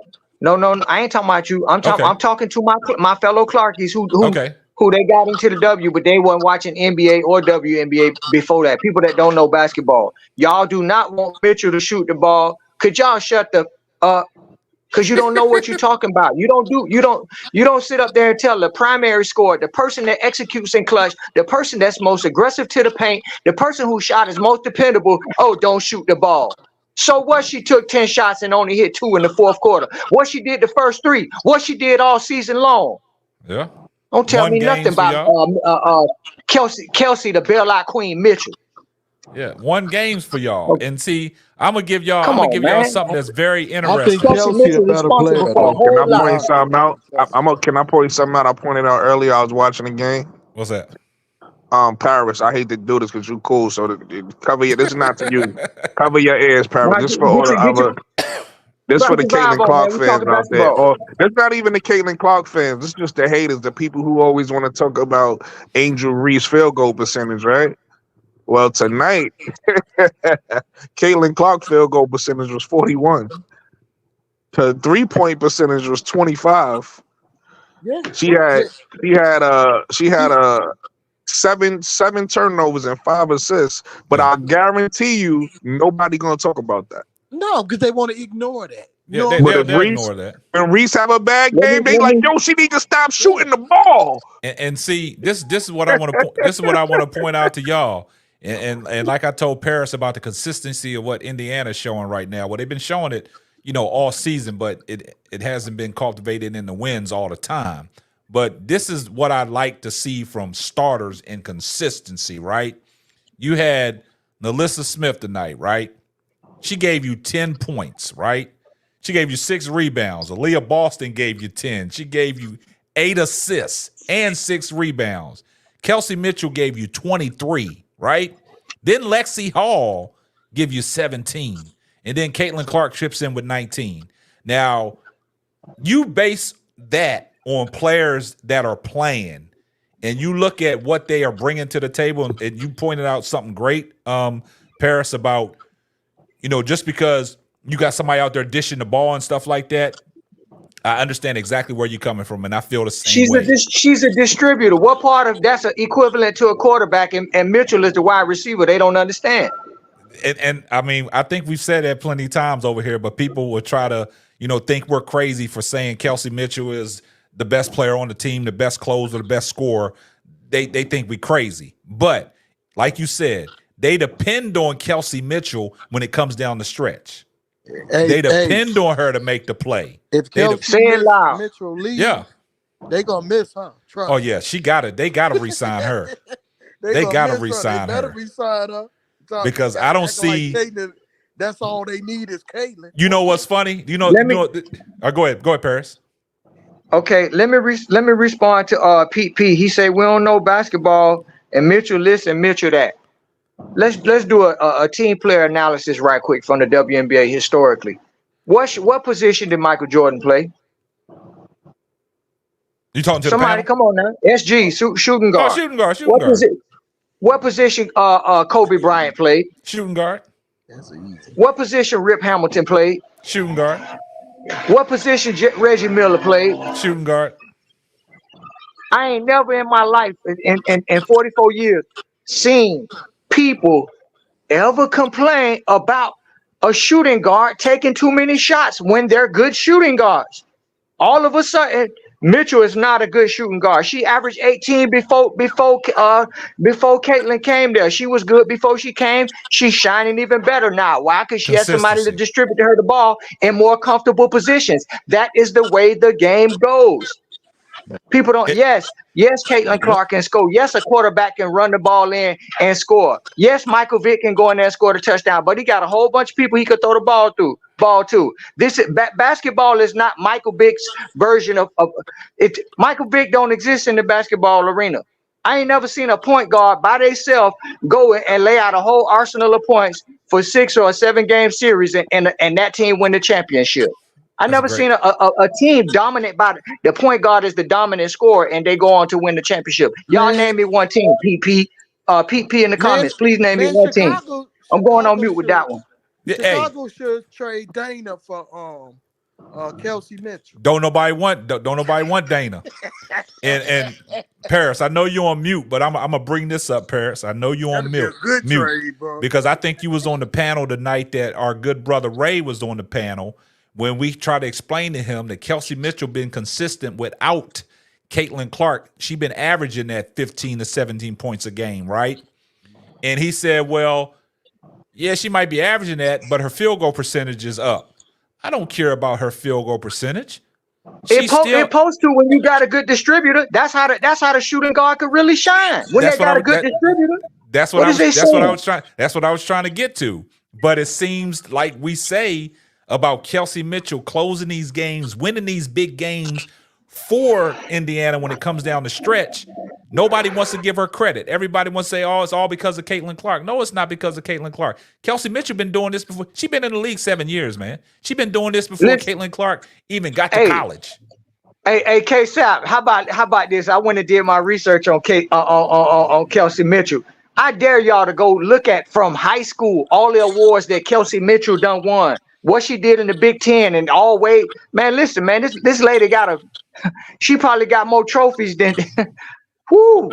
I'm talking about she been that girl for a long time. She been consistent since high school, bro. And you talking? And Pete, I'm gonna give one quick response in 5 seconds, and I'll go back on mute. Pete, you say she never won. Doing what she been doing. Of course not. She's a shooting guard. There's no distributor there. And AB just got there last year. Kelsey was there by herself trying to do it. Did you see Kobe by himself doing it when he had garbage teams? No. Hey, don't hurt him tonight, Paris. Don't hurt him tonight. Don't hurt him tonight. And you know what's funny? I'm done bringing the hammer down because me and him been going. And I love you, Pete, because we both Clarkies at the end of the day. But I just think that the credit that she deserves is not being given to her, and her game is being undermined. And when I look in her eyes, I feel maybe not so much now, but I felt like watching her, looking in her eyes, and listening to her talk behind them eyes, I felt like she had the feeling of being overlooked. And the crazy thing about it is early in the season, everybody wanted them to trade Kelsey Mitchell away. She's ball hogging. She's not giving the ball up.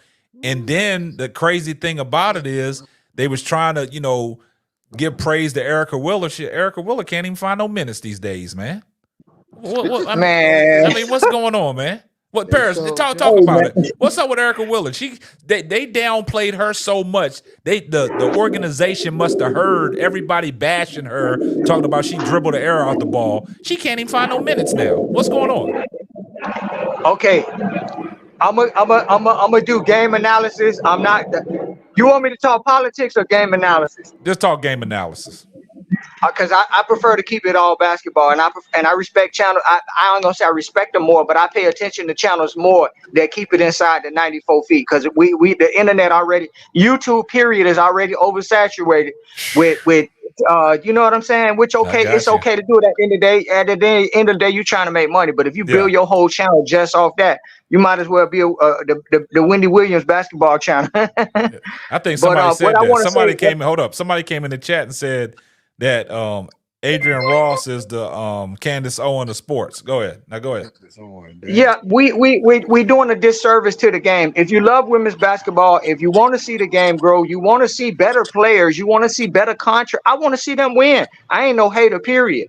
If somebody don't like me or they're my competitor in my same business, God bless them to be able to do whatever they do, because their blessing is their blessing and mine is mine. Nobody have to be jealous of each other, not even in the NBA. You know what I mean? And I'm gonna be honest. The Reese comparison to Caitlin Clark, you comparing a wide receiver to a quarterback. Can we please stop that already and compare Reese to AB and other paint players that are in the league? Can we please get past that already? Great point. I love y'all, my Clarkies and all my Reese's Pieces. Y'all know I'm Cleese Nation. I like both of them, but I'm just a Clarkie because I like that team. I like Mitchell. I like a deadly potent shooting guard who rise to the occasion every time her name is called. I respect that, man. Yeah, but that is the reason why you don't see Erica Wheeler. I mean, you got an absolute floor general that moves the ball better than her. Even if Wheeler was to do a shot, Caitlin Clark's passing ability, that the speed of that, you can't match that. Well, not Wheeler can't. Man, Wheeler can't match that. She's a female Steve Nash.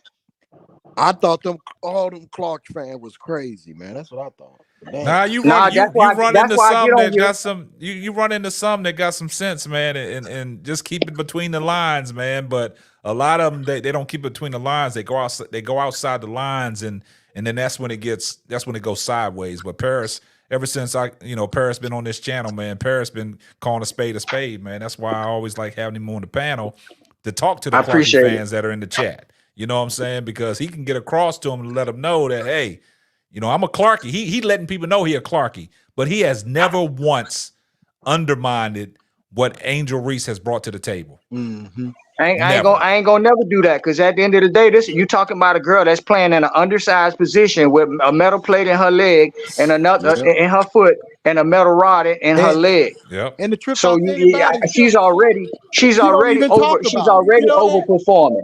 Yeah. She don't even talk about that. You know what I'm saying? Yeah, she keeps the main thing because she's a basketball player and she going out there doing everything she can do to contribute.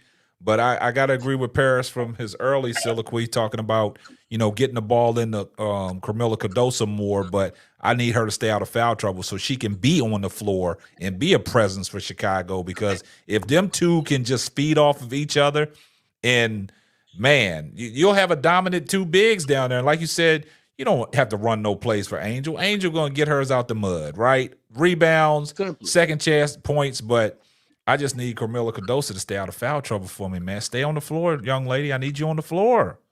Man, I be noticing about Caitlin Clark. They be adding assists on to her, man. Don't you know that? I said, hey, look. I was watching the game. I'm not trying to be funny for real, though. No, Tony, I said that a long time ago because I saw the video. Me and my brother was watching this, man. We was like, man, did you see that, man? I don't know what assist is these days, man. Like that. I don't know what the assists are these days, man, because my interpretation of assist, if you passing the ball and it leads to a player and they take one dribble and score, that's an assist. But if I get a rebound and I throw it down to Kelsey Mitchell and she takes 3 dribbles to get to the rack, that's avoiding your assist, man. That's not an assist no more. But the box score, they be giving it to her, man. They be giving it to her. I haven't seen that, but what I have seen on not every play, but on occasion, she be traveling a lot and they don't call it. Yeah.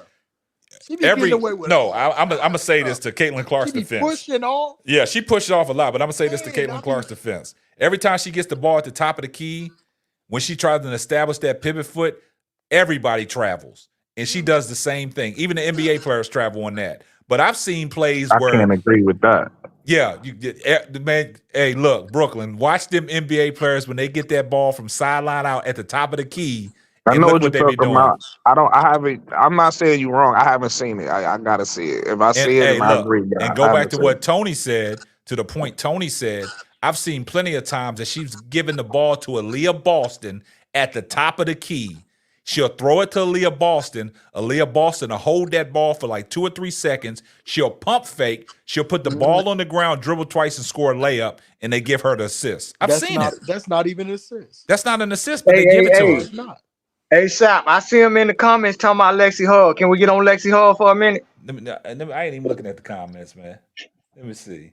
Yeah, go ahead. Let's talk about Lexi Hall. Who was the comment? Oh, That, where the comment? Let me see if I can no, go back. I'm just saying, like, Lexi Hall, like people talk about her ability to make unpredictable plays that end up in the favor of the Fever.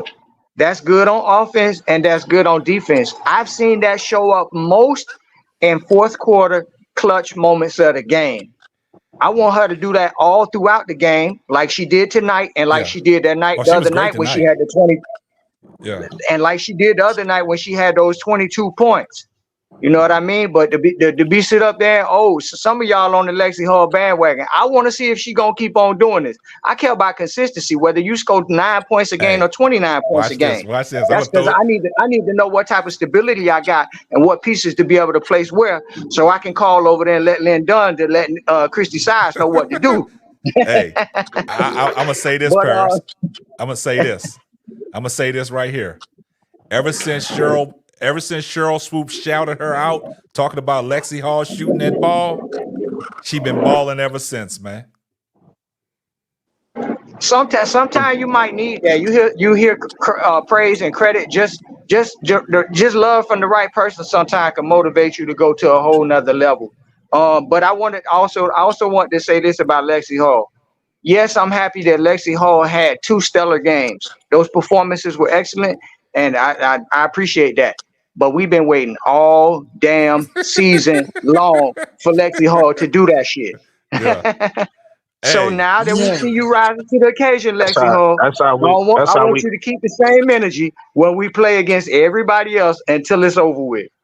That's how we feel about Diamond and Shells. Diamond and Shells gonna have a good game tonight. K-Sap gonna talk about. You see what nah. Diamond did? Like she No, been doing every night. I'm not gonna say that. Now, Brooklyn, I've been on record. I've given our guards fits, right? And I'm just saying the fact that I've already said it, I think the injuries then caught up to Diamond DeShields and that ship has sailed, right? She's not worth nothing, right? But what she did for us tonight, because you know what the narrative was, Chicago Sky's bench didn't give you nothing the last game. They was over, right? So somebody had to come off the bench and score.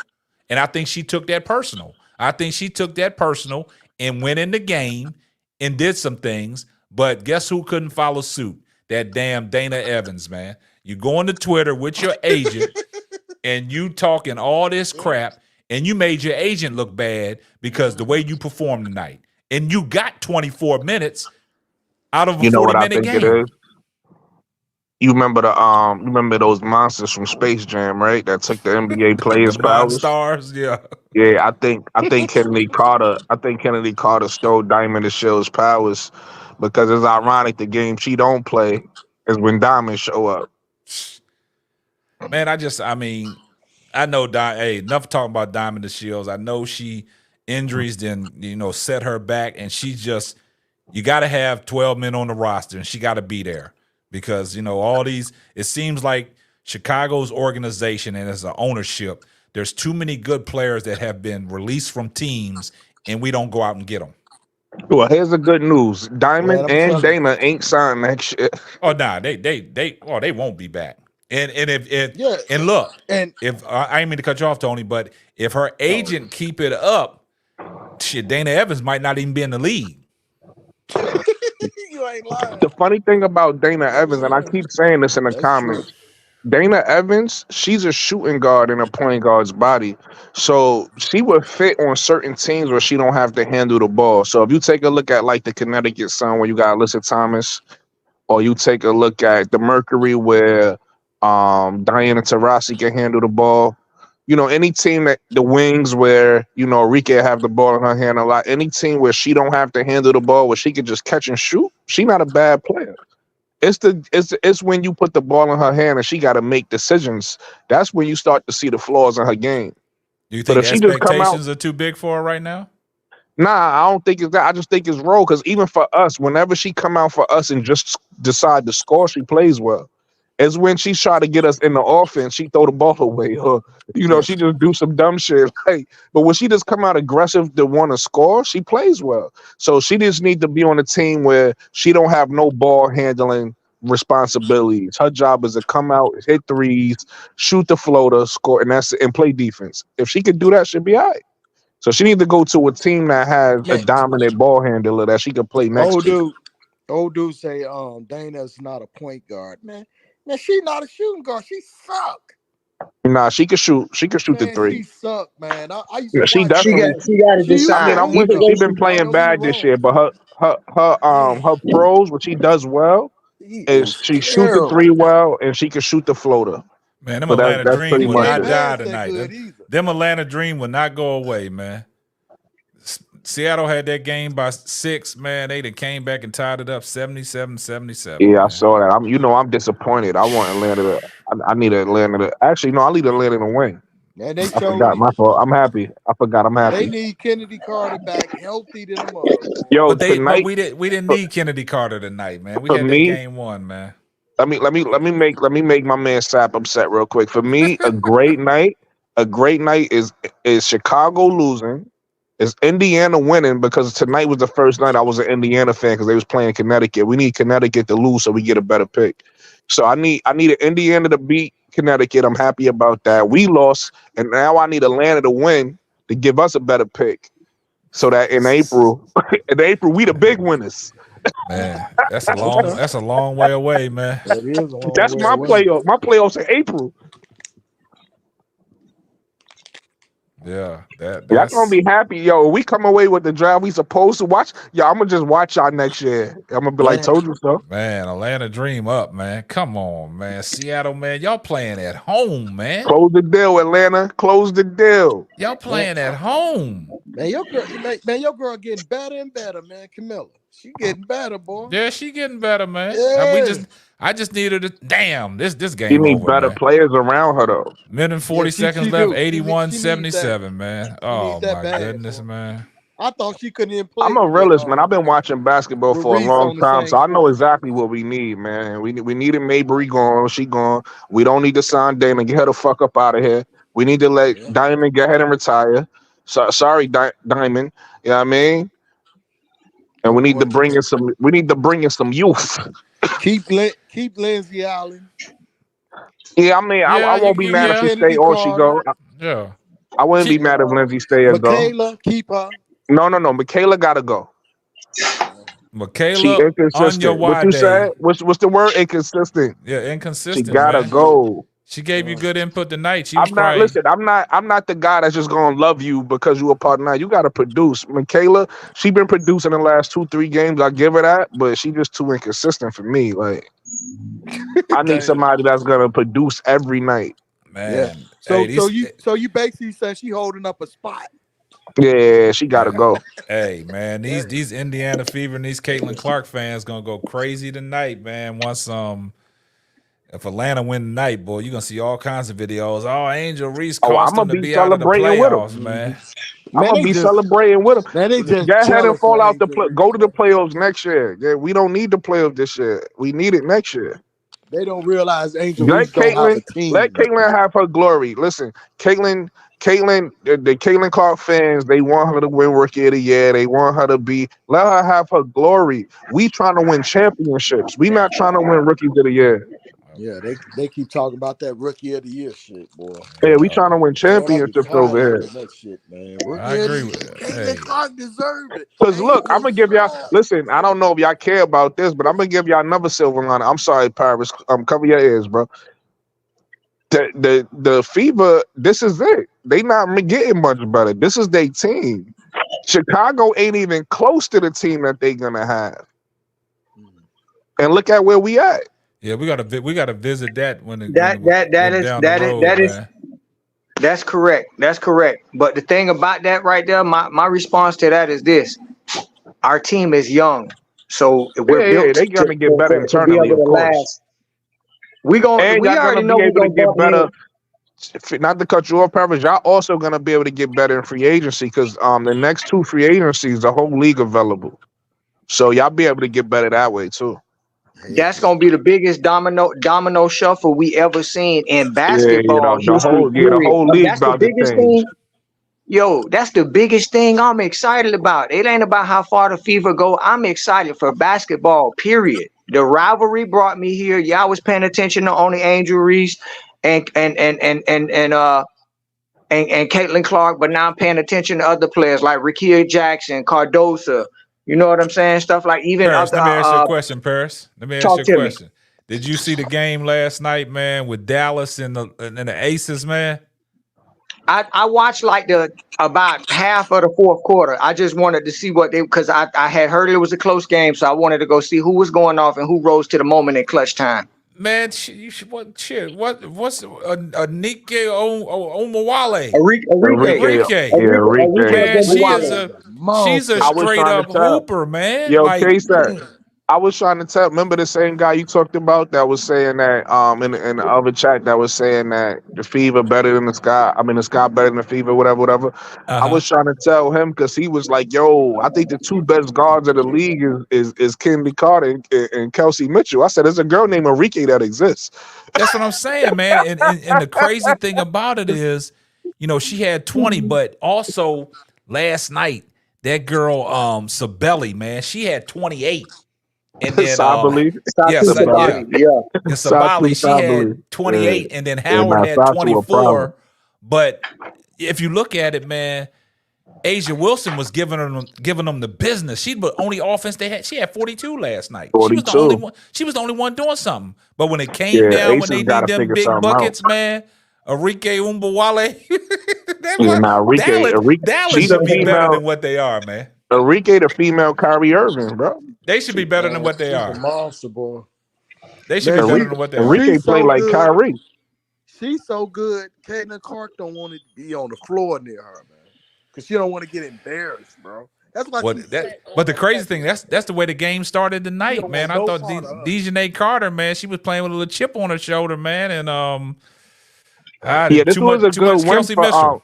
this was a good win for the Fever because Yeah, they biggest nemesis this year was Connecticut. too So much Kelsey Mitchell down the the stretch, fact man. that they beat Connecticut is like a big, hump off their back. Yeah, it was too much Kelsey Mitchell down the And it stretch was for good me. for me because we got a better, all Man, we stop that, man. Come on, no, bro. seriously, I need the Minnesota Lynx. I need the Minnesota Lynx to pass Connecticut. If they pass Connecticut, I'm happy. So right now they got the same record. But the problem is Connecticut got a lot of easy games left, so I don't know. I looked at their schedule. They play the Mystics and 80-81 with 28 seconds left, man. Atlanta up 1. I need Minnesota to step up and show like they're real, you know what I mean? Man, Tina Charles, man, she got 19 and 17. She got a triple I'm double. telling y'all, yo, She got And a my triple T girl, double. She got 19, Enrique 17, don't and play 10. defense. Man, Yeah, somebody hey, said Enrique don't play. that's fine. She don't need to. They Hey, don't play Sat, defense. Yeah.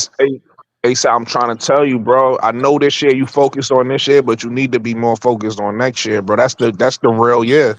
I only can stay in the present right now, man. We only I can know talk that. about I what we know. talk I If know you about a right that's. sports now. I know fan, that's right.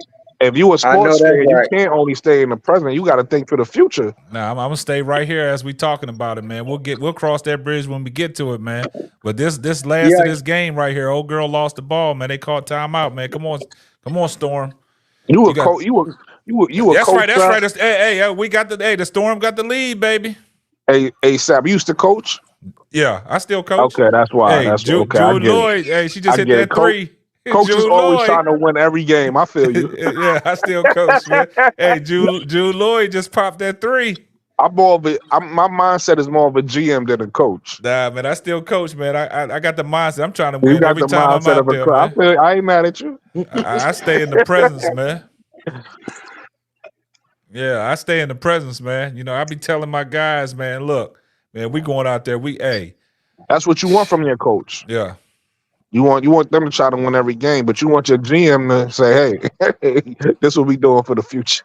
Yeah, that's how we do it, man. But nah, man, I understand where you're coming from, Brooklyn, man. All great points, man. I the draft positioning and holding these drafts, man, holding these players where we can get a good draft, man, because these 2 first-round picks are going to be very integral of what we're going to do, man.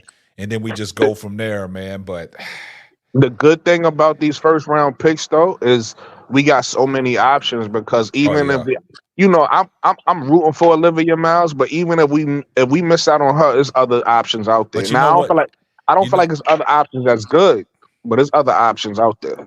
but you know what the crazy thing is, man? You know, in the WNBA, man, the draft never goes the way you think it's going to go, man. That's true. Somebody And to always be gonna honest throw a with monkey you, wrench in the system, and somebody gonna slip up and get somebody. right. But to also be honest with you, we don't know really what the draft order is going to be until after the tournament Oh yeah, because a lot of players are going to move up and move down based on the way they play in this tournament. yeah, man. Yeah, But I'm gonna say something about that draft, right? go ahead. FIBA had the opportunity to get Caitlin Clark and Kate Martin, but we passed up on her, right? That's what I'm saying. You don't know how that Now draft gonna go. I'm gonna tell you this right here. If the Chicago Sky get the opportunity to get Anissa Morrow, I don't think they or should do it.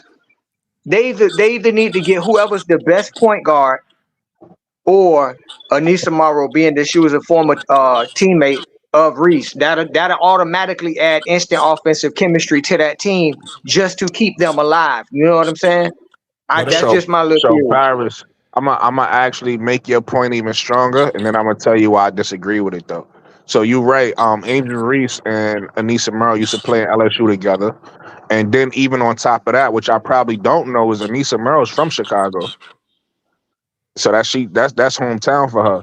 But Ooh. again, I have to see how she plays in this tournament because right now the knock towards Anissa Merrill, because if she goes in college, she played a power forward position. So if she's 6'1", mind you. So if she go to the WNBA, she's gonna have to play the small forward position. And her That's fine. weakness right That's her fine. weak that is fine, but her weakness right now is shooting the three. She can't shoot the three. So she gotta show me this NCAA tournament that she's gonna be able to play the three on the next level. all right, Right? let me If you ask you this. Oh, go ahead, Brooklyn. Finish now your statement. I'm about to wrap up. I was just about to say if she can't play the three, because she could play the four on the next level too. She'll just be a small four, right? If she can't play the three, then you drafting Chicago, going to Chicago, you kind of hurt us because we don't need another four. We need a small four and a point guard. So it's other options out there that plays those positions that's actually better at Man, that right now. So if you take Anissa before you take Gabby them, then Williams. that's not smart. You get Yeah, what I'm saying? and I got Barry? I didn't mean to cut you off, Paris, but and to my point, what I was gonna say on that is with all the players that you talk about Morrow, let me ask y'all this question now. Everybody thinking that is Pow from South Carolina coming out? Yes. They thinking that would be a good addition to the Chicago Skies, man, and one of them picks, man. Okay, now let me talk about that. I'm not mad at Pow because if you take a look at Pow was actually probably the best fit next to a Kennedy Carter. Yeah. But here's the problem with a Pow though. Pow now, before she went to South Carolina, she played in Oregon. I don't know if a lot of people know that. And she was the main point guard in Oregon. Here's the issue with Pow to me. And she, again, NCAA tournament is going to prove all of this. To me, Pow was more of a shooting guard than a point guard, right? Like her skill set. She could play the one, and she has one skills, but she doesn't have like one skills like some more dominant point guards that's in the draft. But the way she shoots the ball, she might be the best shooter in the country, right? She has the highest shooting percentages. That's what I'm saying. Yeah, but you need more than just a shooter though. So for instance, I'm gonna give you a perfect example. I disagree. I'm gonna give you a perfect example. Take somebody. This is who Pow play like to me. Take somebody like Kayla McBride, right? Y'all know who Kayla McBride is. Y'all know how well she shoots. Put her at the point guard on Chicago, and you tell me if that's a good fit for you. Because that's what Pow Pow gonna be. Opposed to somebody that's more of a traditional point guard. You get what I'm saying? We need somebody that's more like a Skylar Diggins than that's like a Kayla McBride. But I'm gonna say this. I'm gonna say this, Brooklyn. You remember Hootie Mac's theory about point guards in the WNBA? It's really no true point guards. They all I really disagree with that. I don't know what the shooting fuck he was guards, talking about. and things like that.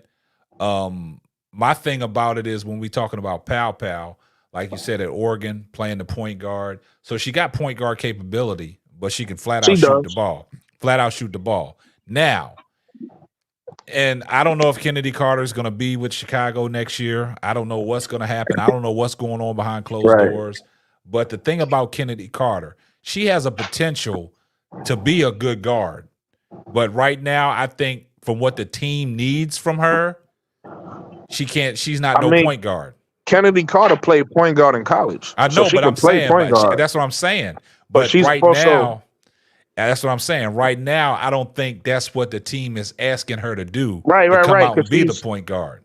I think Kennedy Carter is so good. It's almost like Allen Iverson, right? Kennedy Carter's so good at scoring the ball, even though she got point guard skills. You say, nah, lean into your shooting guard skills.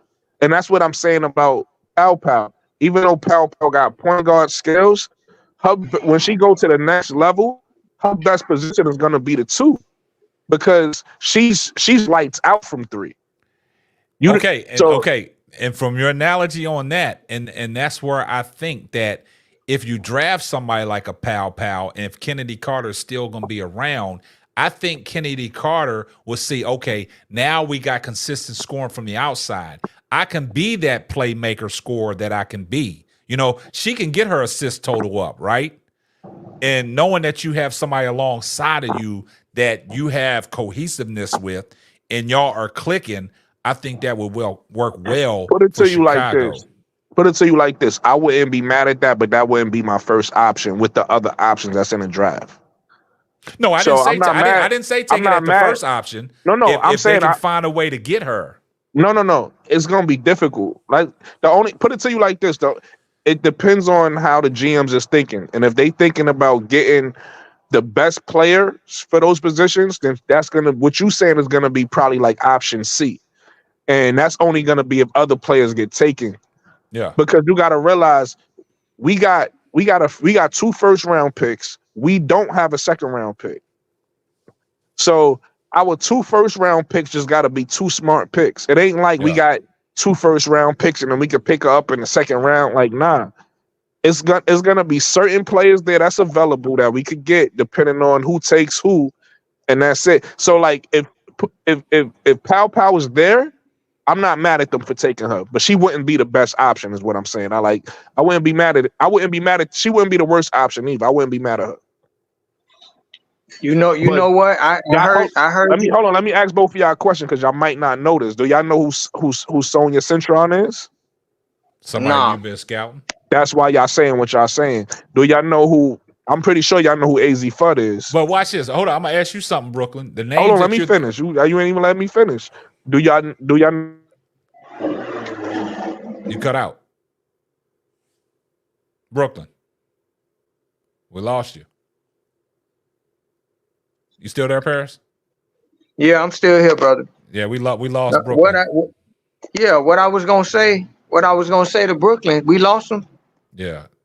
Okay, what I was gonna say to Brooklyn was now I see what you're saying about basically the drafts being y'all playoffs. Y'all having like literally late pickups in order to be able to have an optimistic future next season. Like y'all talking about 2 critical moves that need to be made. Yeah. It's those they uncompromisable. You right about that, y'all. Those moves have to be made in order for y'all to be on pace to be a playoff contending team next season. Which I think with Coach Spoon, I think y'all could be able to do that. Y'all got Kennedy. You get to keep Angel, and you got Cardosa. So 2 good additions to that team will automatically give them enough talent to be able to compete and probably do probably even do better than this year. That's a great assessment, man. Real quick, Paris. Shout out to RS for the $10 super sticker. Now, my question to Brooklyn was going to be the names that you're referencing to. Now, does these organizations know about these players and want to take a chance on them? That's what I was going to try to ask him. Yeah, you're throwing out AZ Fudd and players like this. Are they high on the draft board in Chicago Central for them to even look at these players? Or do they have something else in mind? Because it always goes back to what I said about the WNBA draft always throws a monkey wrench in the system. Somebody's going to draft somebody like, man, where do these players come from? All right. Okay, Brooklyn's back. Hold on. Brooklyn, you with us? Yeah, I think I don't know what happened to the internet. Yeah, you dropped off on us. It's all good. Yeah, but I was asking. Again, I'll let you finish. I don't want to. No. Go finish your point. Because Paris was making a point. Do y'all know who AZ Fudd is? Nah, we don't. Okay. I don't know who AZ Fudd is. I heard the name, but I don't know who she is. So I'm gonna help y'all out real quick. So I heard what you were saying, KSAP, that are these players high on the list where they're gonna know. AZ Fudd played for UConn. Everybody know you know Paige Beckers. See, that's the problem. People know the popular names. I know Paige Beckers. Nah, I'm not a UConn. I don't follow UConn. I don't care too much for Gino Auriemma. I feel you. I'm a women's basketball fan. Yeah, I understand that, but that's one team It's cool. I'm telling y'all, like, I watch college and I watch WNBA and I watch it all. Like I don't only watch Chicago games. I literally try to watch it all just so I can learn, right? So AZ Fudd and Sonia Cintron is probably the best two scorers in the draft, right? And they probably gonna go somewhere where we're gonna draft that, right? Anissa Murrow is another one we could get, but she don't shoot as good as them. AZ Fudd played for UConn. Sonia Cintron. Yeah, you said your team Notre Dame. Sonia Cintron played for Notre Dame with Olivia Miles. No, that's not my basketball team. That's my football team. Okay, I just heard you say Notre Dame before. No, Notre Dame's my football that's what she college played. team. She played for Notre Dame. Sonia Cintron and Olivia Miles both play for Notre Dame, and they both gonna be in a draft where we could pick. Yeah, I mean that's a good take, but and see and it always leads back to what I've always said about the WNBA draft, man. Because who thought this year's draft would go the way it went outside of Caitlin Clark? Right, but my point is, even if it goes the way we don't think it's gonna go, is enough players that we still, because look, we missed out on both of them, and now we go get Tahina Powell.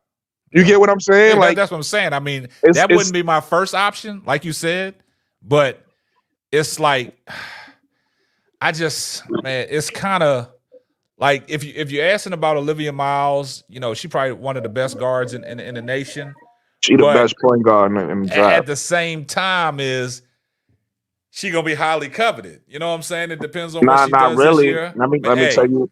I'm gonna tell you why. It depends on what she do this year, man. No, she will be highly covered, but let me tell you why. Paige Beckers is going number one. Oh yeah, Paige Beckers. That's a no-brainer. It's a girl named Kiki Ariafrin that's going number two. Let me tell you why she's going number two. Everything people want from Angel Reese offensively, she has, and she could dunk. She's 6'4". She played with Cam Brink in Stanford last year. I don't know if y'all seen her, but she was a black girl that played with Cam Brink. Anyway, she's going to play with Juju Watkins this year, and she's going to be the number 2 pick in the draft. Then there's a girl from France. I hope you right on this, man. Listen, why you think I told you that page to go look at? Like, I do my research. Yeah, it's this girl from France. Hold on, it's this girl from France that's 6'6". She played with Gabby Williams in the USA, and she could dunk. She's going top 3 or 4. Okay, right. I understand everything that you're saying, Brooklyn, and the reason why I'm gonna say this, I'm gonna throw this, and then I'm gonna give it back to you. You look at that NBA draft that went down this year, man. The guys that got hold on. The guys that got drafted that was on the big board, right? It didn't go the way it was supposed to go. You got all these guys from France that got drafted. Like, where did they come from? Are you talking about the men's game? Yeah, that's what I'm talking about. Yeah, the men's game. I don't give a fuck about the men's game. I know. That's why I brought that up, man. These drafts, they one and done. They one and done over there. I know. This is what I'm saying about these drafts, man. And the girls' game is different, though. It's different from the men's game because it's what's valued, right? In the girls' game, big players are still valued over guards. So if you have ability to get a 6'6" or a 6'7" player, they're gonna go high. And I understand. They don't fall to the bottom of the draft. And I'm glad that you brought that up because I said that before. Look at all these guards that have been released in the WNBA that can't get back on the roster.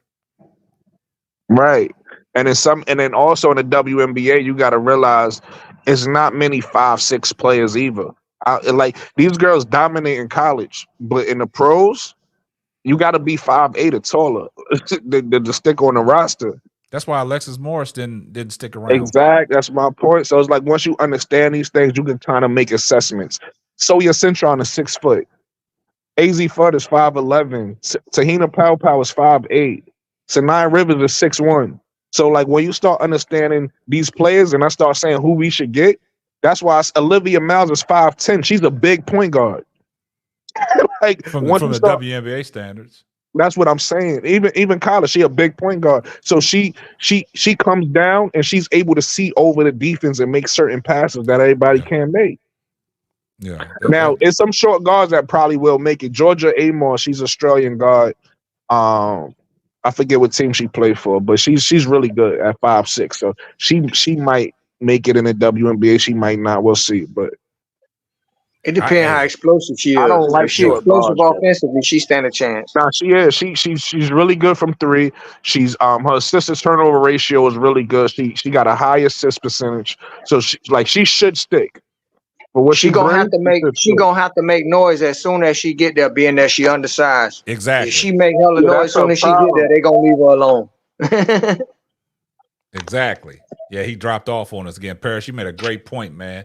And that's what I was trying to say, man. Like, there's a lot of guards in the NBA that we in here, talking about this is who so-and-so should go get. This is who so-and-so should go get. And it goes back to my point that I said on the live stream before. Man, it's all about, like Shaq said when he made his point about Angel Reese, man. The WNBA is becoming a bigger version of bigger women that can do different things. They bring multiple skill sets to the hardwood, right? You look at the Breonna Stewarts, right? You look at the Asia Wilsons. You see what I'm saying? You look at the bigger people. You look at the guards that actually, if you're looking at the guards, like we're saying, on average, you got to be at least 5'9" or above to stick around, because these little guards, they've been dropped off, man, and nobody's picking them up. And that's why I said about not Angel Reese, but Dana Evans. Dana Evans, you're making it hard for yourself, man. You're making it hard for yourself. Okay, Brooklyn's back. All right, I got you back, Brooklyn. Yeah, my fault. I keep hitting the wrong fucking button. My bad. You all right? You all right?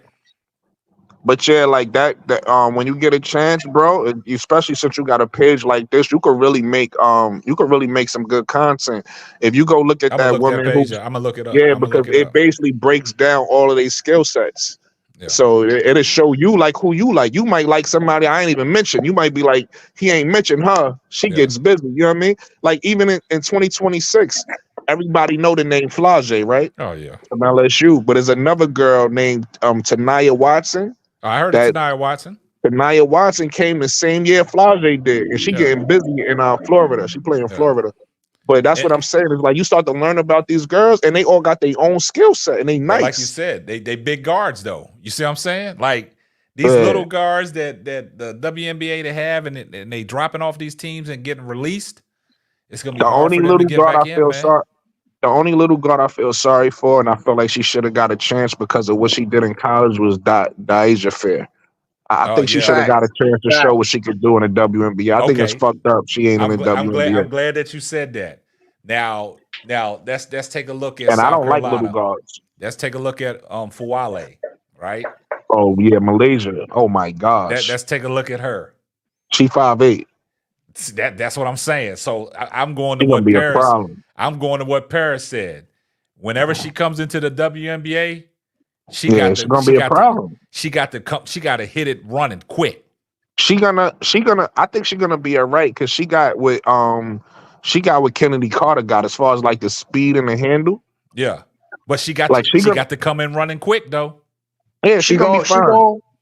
Hey, Brooklyn, she gonna have to have it because at 5'8", the only shooting guard that I know that's explosive like that to the cup that and can shoot, I'm sorry, is Kelsey Mitchell. That's just the Clarkie in me coming out. no, she got. You gotta remember Kennedy Carter in the W doing what Mitchell doing.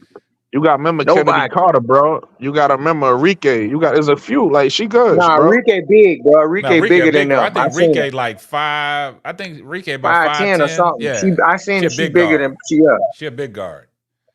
But Yeah, there we go. See, they say she 5'10". I knew she yeah, was bigger. You can she a see her big on the court. guard. She bigger. But and then it goes back. I'm gonna ask y'all. I'm just gonna throw this out here, man. Since y'all up on the panel, man, I'm just gonna throw this out here, and I'm gonna let Paris. I'm gonna let you answer it first, Paris. Then I'm gonna let Brooklyn, take a stab at this. We talking about Kelsey.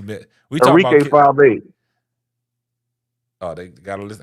I thought she was Yeah, I just 5'10". went and looked at it. I hate when people be lying like she 5'8". Nah, I thought she was 5'10". Okay, Nah, Man. not you. I okay, ain't talking about you. I'm talking about all them assholes in the okay. My chat. mistake. All you gotta do is go My look at the stat like I just did. She 5'8", like I Yeah, so I thought she said she was. we all 5'10", not we all can make 5'8". mistakes though, Brooklyn. Yeah, I admit I'm wrong. yeah. No, I'm not We mad stand at to be That's no you problem. two. corrected. I understand why you two thought that. I'm talking about the Yeah. people in the chat that just jumped without doing She looked research. bigger than 5'8", though.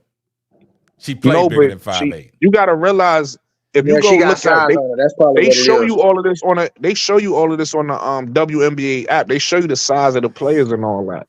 So I can't trust it. They lying about Anthony Davis and Kevin Durant's height. once you But get to What the 5'6" question and was though? 5'7", yeah, I'm you coming to start. this question. I'm coming to this question right Yeah, here, Paris. dog.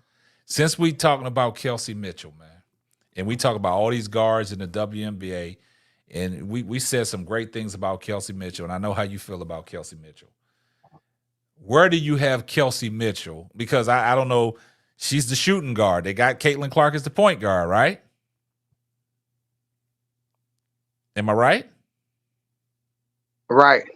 So my question is, out of all the players in the WNBA, as a shooting guard, where you got Kelsey Mitchell ranked?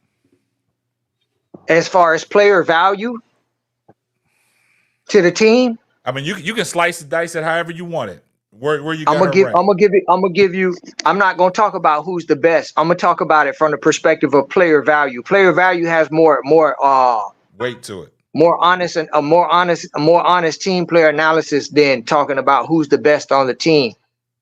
AB is as equally valuable as Kelsey Mitchell and Caitlin Clark. Caitlin Clark is just as valuable as AB and Kelsey Mitchell.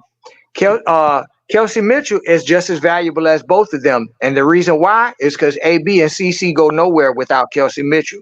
And if we don't keep her this season, mark my words, y'all hold me to this.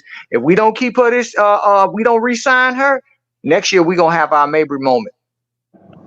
I'm gonna be honest with you. I disagree with that. So hold up. So Paris. So That out team, of that fever, everybody, listen, our fever team is not going to look the same in a bad way offensively once you remove Kelsey Mitchell from the nucleus of the chemistry that offense got. I'm telling you.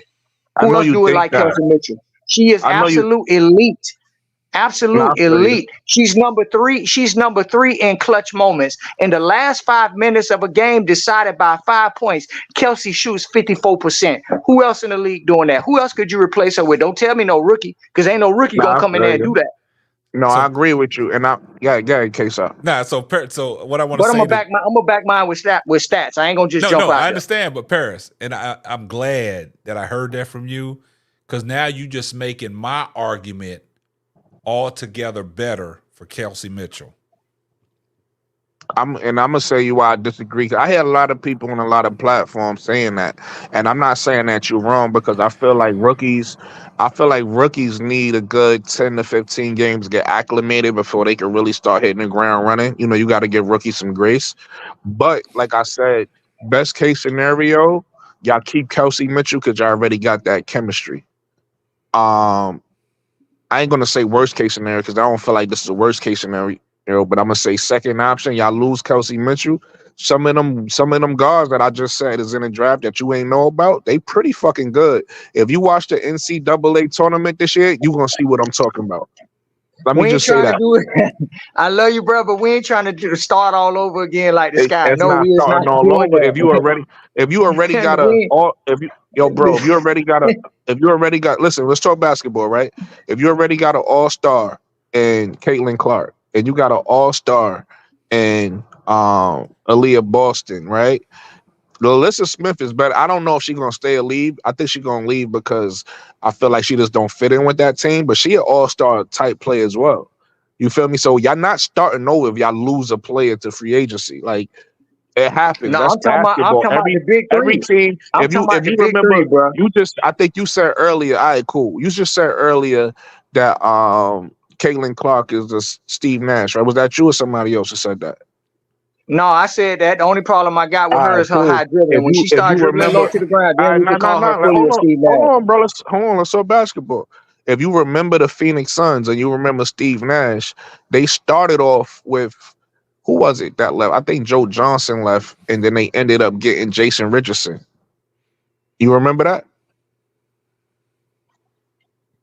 No, we You got might no. not remember. It's We cool. it's not Jason. It's not Jay. Yes, I remember that. I know about that Phoenix Suns team because I was following that team for All those right, so years. you know what The I'm Steve talking Nash about. and Stoudemire era, but it wasn't. No, it was Quentin Richardson that we let go of, and we got Joe Johnson. Q Rich, yeah. No, y'all already had Joe Johnson. It was Jason Richardson. Y'all got Joe Johnson was there ready for the Marbury Okay, days. yeah. All right, cool. But So, all right, so it Quentin was Quentin Richardson was Richardson. before So all of y'all them. lost. Y'all ended up losing Quentin Richardson out y'all starting lineup and replacing him with Jason Richardson. So it's like what I'm saying is if you got a great team like that, you could replace a player if you keep your main pieces. Stoudemire ain't go nowhere. Steven, hold on, bro. I'm on the phone. Stoudemire ain't go nowhere. Steve Nash ain't go nowhere. Your core pieces didn't go nowhere. Sometimes you gotta through the free agency and through whatever reasons you gotta reload. So that's what I'm saying. I don't want y'all to lose Kelsey Mitchell. I'm just saying if y'all lose Kelsey Mitchell, y'all gonna be okay. Is what I'm saying. No, we're not gonna be okay if we lose Kelsey Mitchell. All right, we agree to I'm gonna disagree. tell It's you. cool. Yeah. No, It so we ain't that discussing deep. sports. This is nothing. I feel like y'all be all right. You feel like y'all gonna, I guess, fall the trash or something. I don't know. No. But What most it people is? Well, feel he, your he What it way. respects is? Kelsey Mitchell. I'm gonna tell you. I I'm gonna tell respect you it what I'm too, gonna but tell I you. understand when you already have a core. Like you have a core already. I'm gonna tell you why we not gonna be the same. First of all, no rookie is gonna come replace her.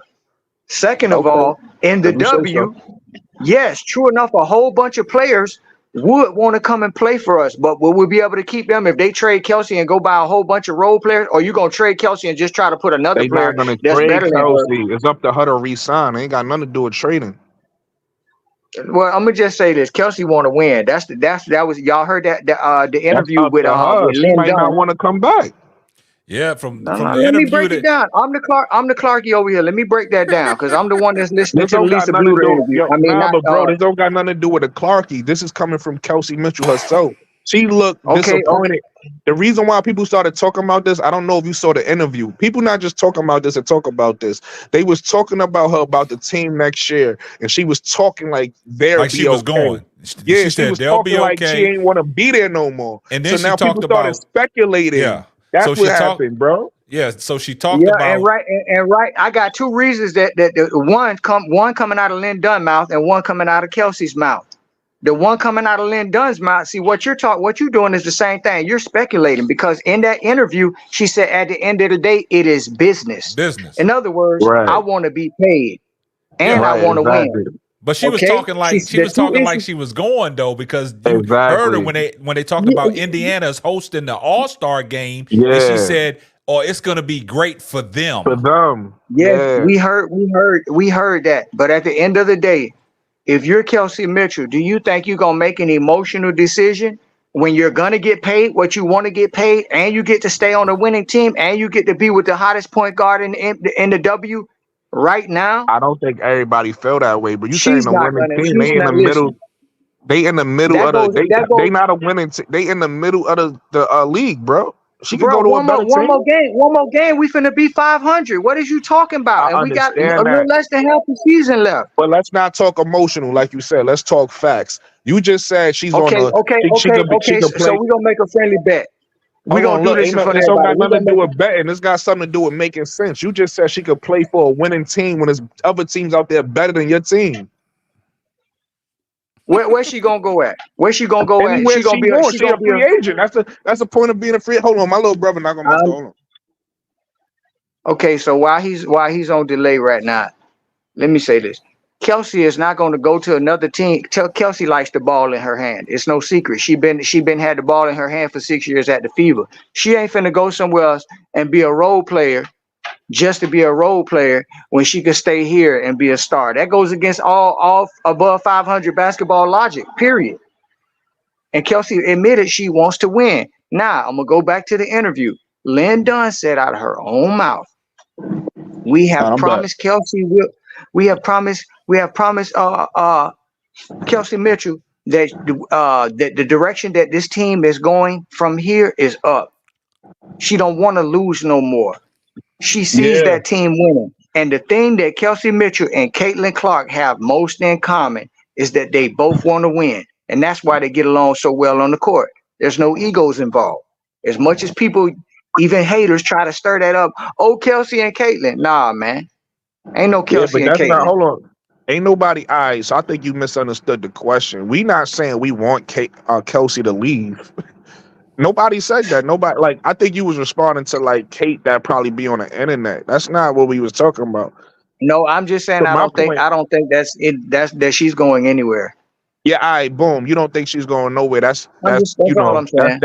That's one scenario. But in a scenario she does, you saying that you think y'all gonna be trash after that? Is we gonna be trash? We gonna hit a bump in the road. We gonna have to make a mid-season trade or something. Yes, we gonna be trash. Kelsey. If that's how you feel, that's how you feel. I can't knock that out. I feel differently. I feel like y'all gonna be all right. Look at this right here. I'm gonna show you something right here. Since you mentioned that, I'm gonna talk about. I love Caitlin Clark, but when you love a player, you study their weaknesses because you want to see them work on that, and you have that expectation for the player because you want to see your team win. All right. Now, Caitlin Clark does not have a face front, low to the ground crossover there where she can blow past somebody. Her offensive game and penetration is more like a sidewinder than a black mamba. The black mamba shoots straight forward and it's gone. Yeah. And the only way you're gonna shoot straight forward and be gone like that is with a face front, low to the ground crossover where the defender can't stop you from going around him and they can't strip you of the ball. Case in point, Allen Iverson, Kobe Bryant, is so on and so forth. Okay, so until she does that, we're not gonna. If we take out Kelsey Mitchell out the mix, who's she gonna go around to? And then you're gonna be having to pick and roll all day, her and Aaliyah Boston. That's gonna be a 1-2 punch. We're not gonna be no team that's exciting. It might still be exciting to watch.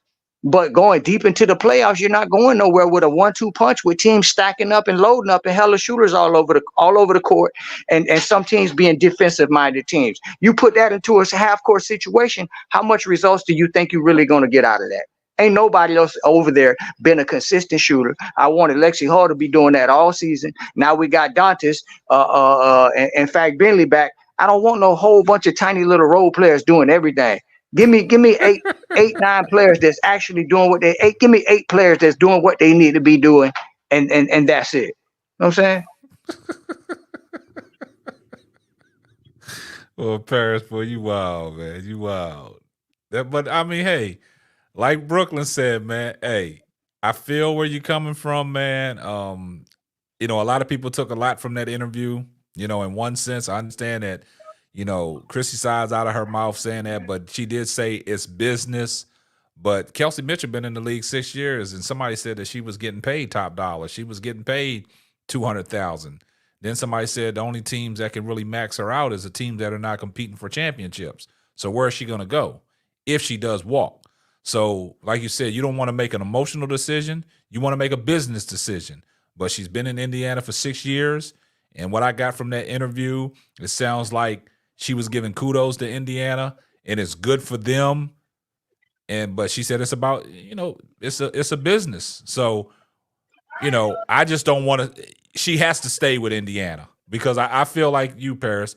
If she does leave Indiana, y'all going to hit a bump in the road because now your consistency's gone. Who's going to be that person that's going to step up and close games out for you? And unless Caitlin Clark makes a tremendous jump and can be more efficient than what she is this year, then y'all might hit that bump in the road. Listen, if we had defense, let's talk about defense. I always talk about offense, but let's talk about defense for a minute, K-South and Brooklyn. If if Indiana had a decent defense, I could say something different. But our offense is our defense. Some of y'all don't know what that means. In other words, we ain't trying to get more stops than you. You just We trying to do what outscore. Mike we trying to do what Mike D'Antoni said when he was at the Phoenix Suns. Yep. The team that scores the most points is the team that wins. Yep. Now, when you got a team that their offense is their defense, they're one dimensional, even though they got many dimensions of scoring inside of that one dimension. We don't have no strong defense. We don't have a defensive. We don't have one true defensive stopper on our team. Lexi Hall, every now and then she make a dumbass play, or I seen her get lost on a player that was on the wing the other night. You hard on Lexi. You know what I'm saying? So if you lose an offensive player and your offense is everything you got, then what else do you got besides that? Yeah. It's like you got a chessboard and you only got 3 power pieces. The rest of them pawns. They can only make one move. These other 3 power pieces can make multiple moves in different directions. You take off one of them off of the board, then what the other side of the chessboard gonna do? Have a way greater advantage at beating you. Simple and so. And basketball is a moving chessboard. Hey, well, y'all heard it here first, man. And but look, check this out, man. We 2 hours and 30 minutes in, man. We're gonna wrap this one up, man. So what's your final thoughts, Brooklyn? You there, Brooklyn? Oh, no, good talk. Holla at y'all tomorrow. Yeah, man, I love having y'all up on here, man. All right, my brother. Y'all be making some good points, My man. final thoughts, man, y'all keep it about the game. Love the players and love the game too. Good night. Hey, that's respect, man. Salute to my brothers that was on the panel, man. Yeah, man. So that was good conversation, man. Good call from Brooklyn, man. Good call from Paris, man. We got a lot of basketball insight tonight, a lot of basketball intel. I appreciate everybody that was in the chat. Appreciate everybody that supported, sent the super chats. Great conversation, man. Great conversation. I knew Bible Boy would come in here and throw 169 turnovers in there. But I heard the Fever is resigning. Kelsey Mitchell not going nowhere. Yeah, well, we're going to see what's going to happen, man. But great conversation, man. But, guys, if y'all not subscribed to the channel, man, do me a favor, man. Subscribe to the channel, man. Turn your post notifications on so, every time Simply Ball drops another hot banger. And also when it goes live. Also, before y'all get up out of here, man, drop a like on the video, man. Give the video a thumbs up, man. Let's run the likes up, man. It only helps the channel grow, man. But great conversation. Appreciate everybody in the chat. Shout out to Bible Boy, man. Marvin Jackson, Pete P, Prodigal, James Wilson, David Wise, Shamar James, Bro Gad. Shout out to my man Paris Johnson, my man Brooklyn. Y'all guys, MT Girl 123. Man, y'all showed up and showed out tonight. Good conversation, great feedback, a lot of good points, man. The chat was popping, man. I'm sorry I couldn't get to all y'all's comments, man. Sometimes I see them in the after show, but like I said, man, if y'all got something important to say, man, just go ahead and donate to the channel, $1 or $2 for a super chat. David Wise, y'all had the chat popping tonight, man. So I appreciate everybody that supports the channel. RS, man. Appreciate your support every time you come in here, dropping the super chat, donating to the channel, helping the channel grow. Great conversation, my fellas. Also, everybody in the chat, man, salute. I see you in there, #salute. And this is going to wrap up another episode of the Simply Ball Dropping Podcast. I'm your host and the man behind the mic, K-Sap, and we're going to catch you on the next one. Deuces. Thanks for listening to the Simply Ball Dropping Podcast. Be sure to subscribe, like, and share on all major platforms. That's all, folks.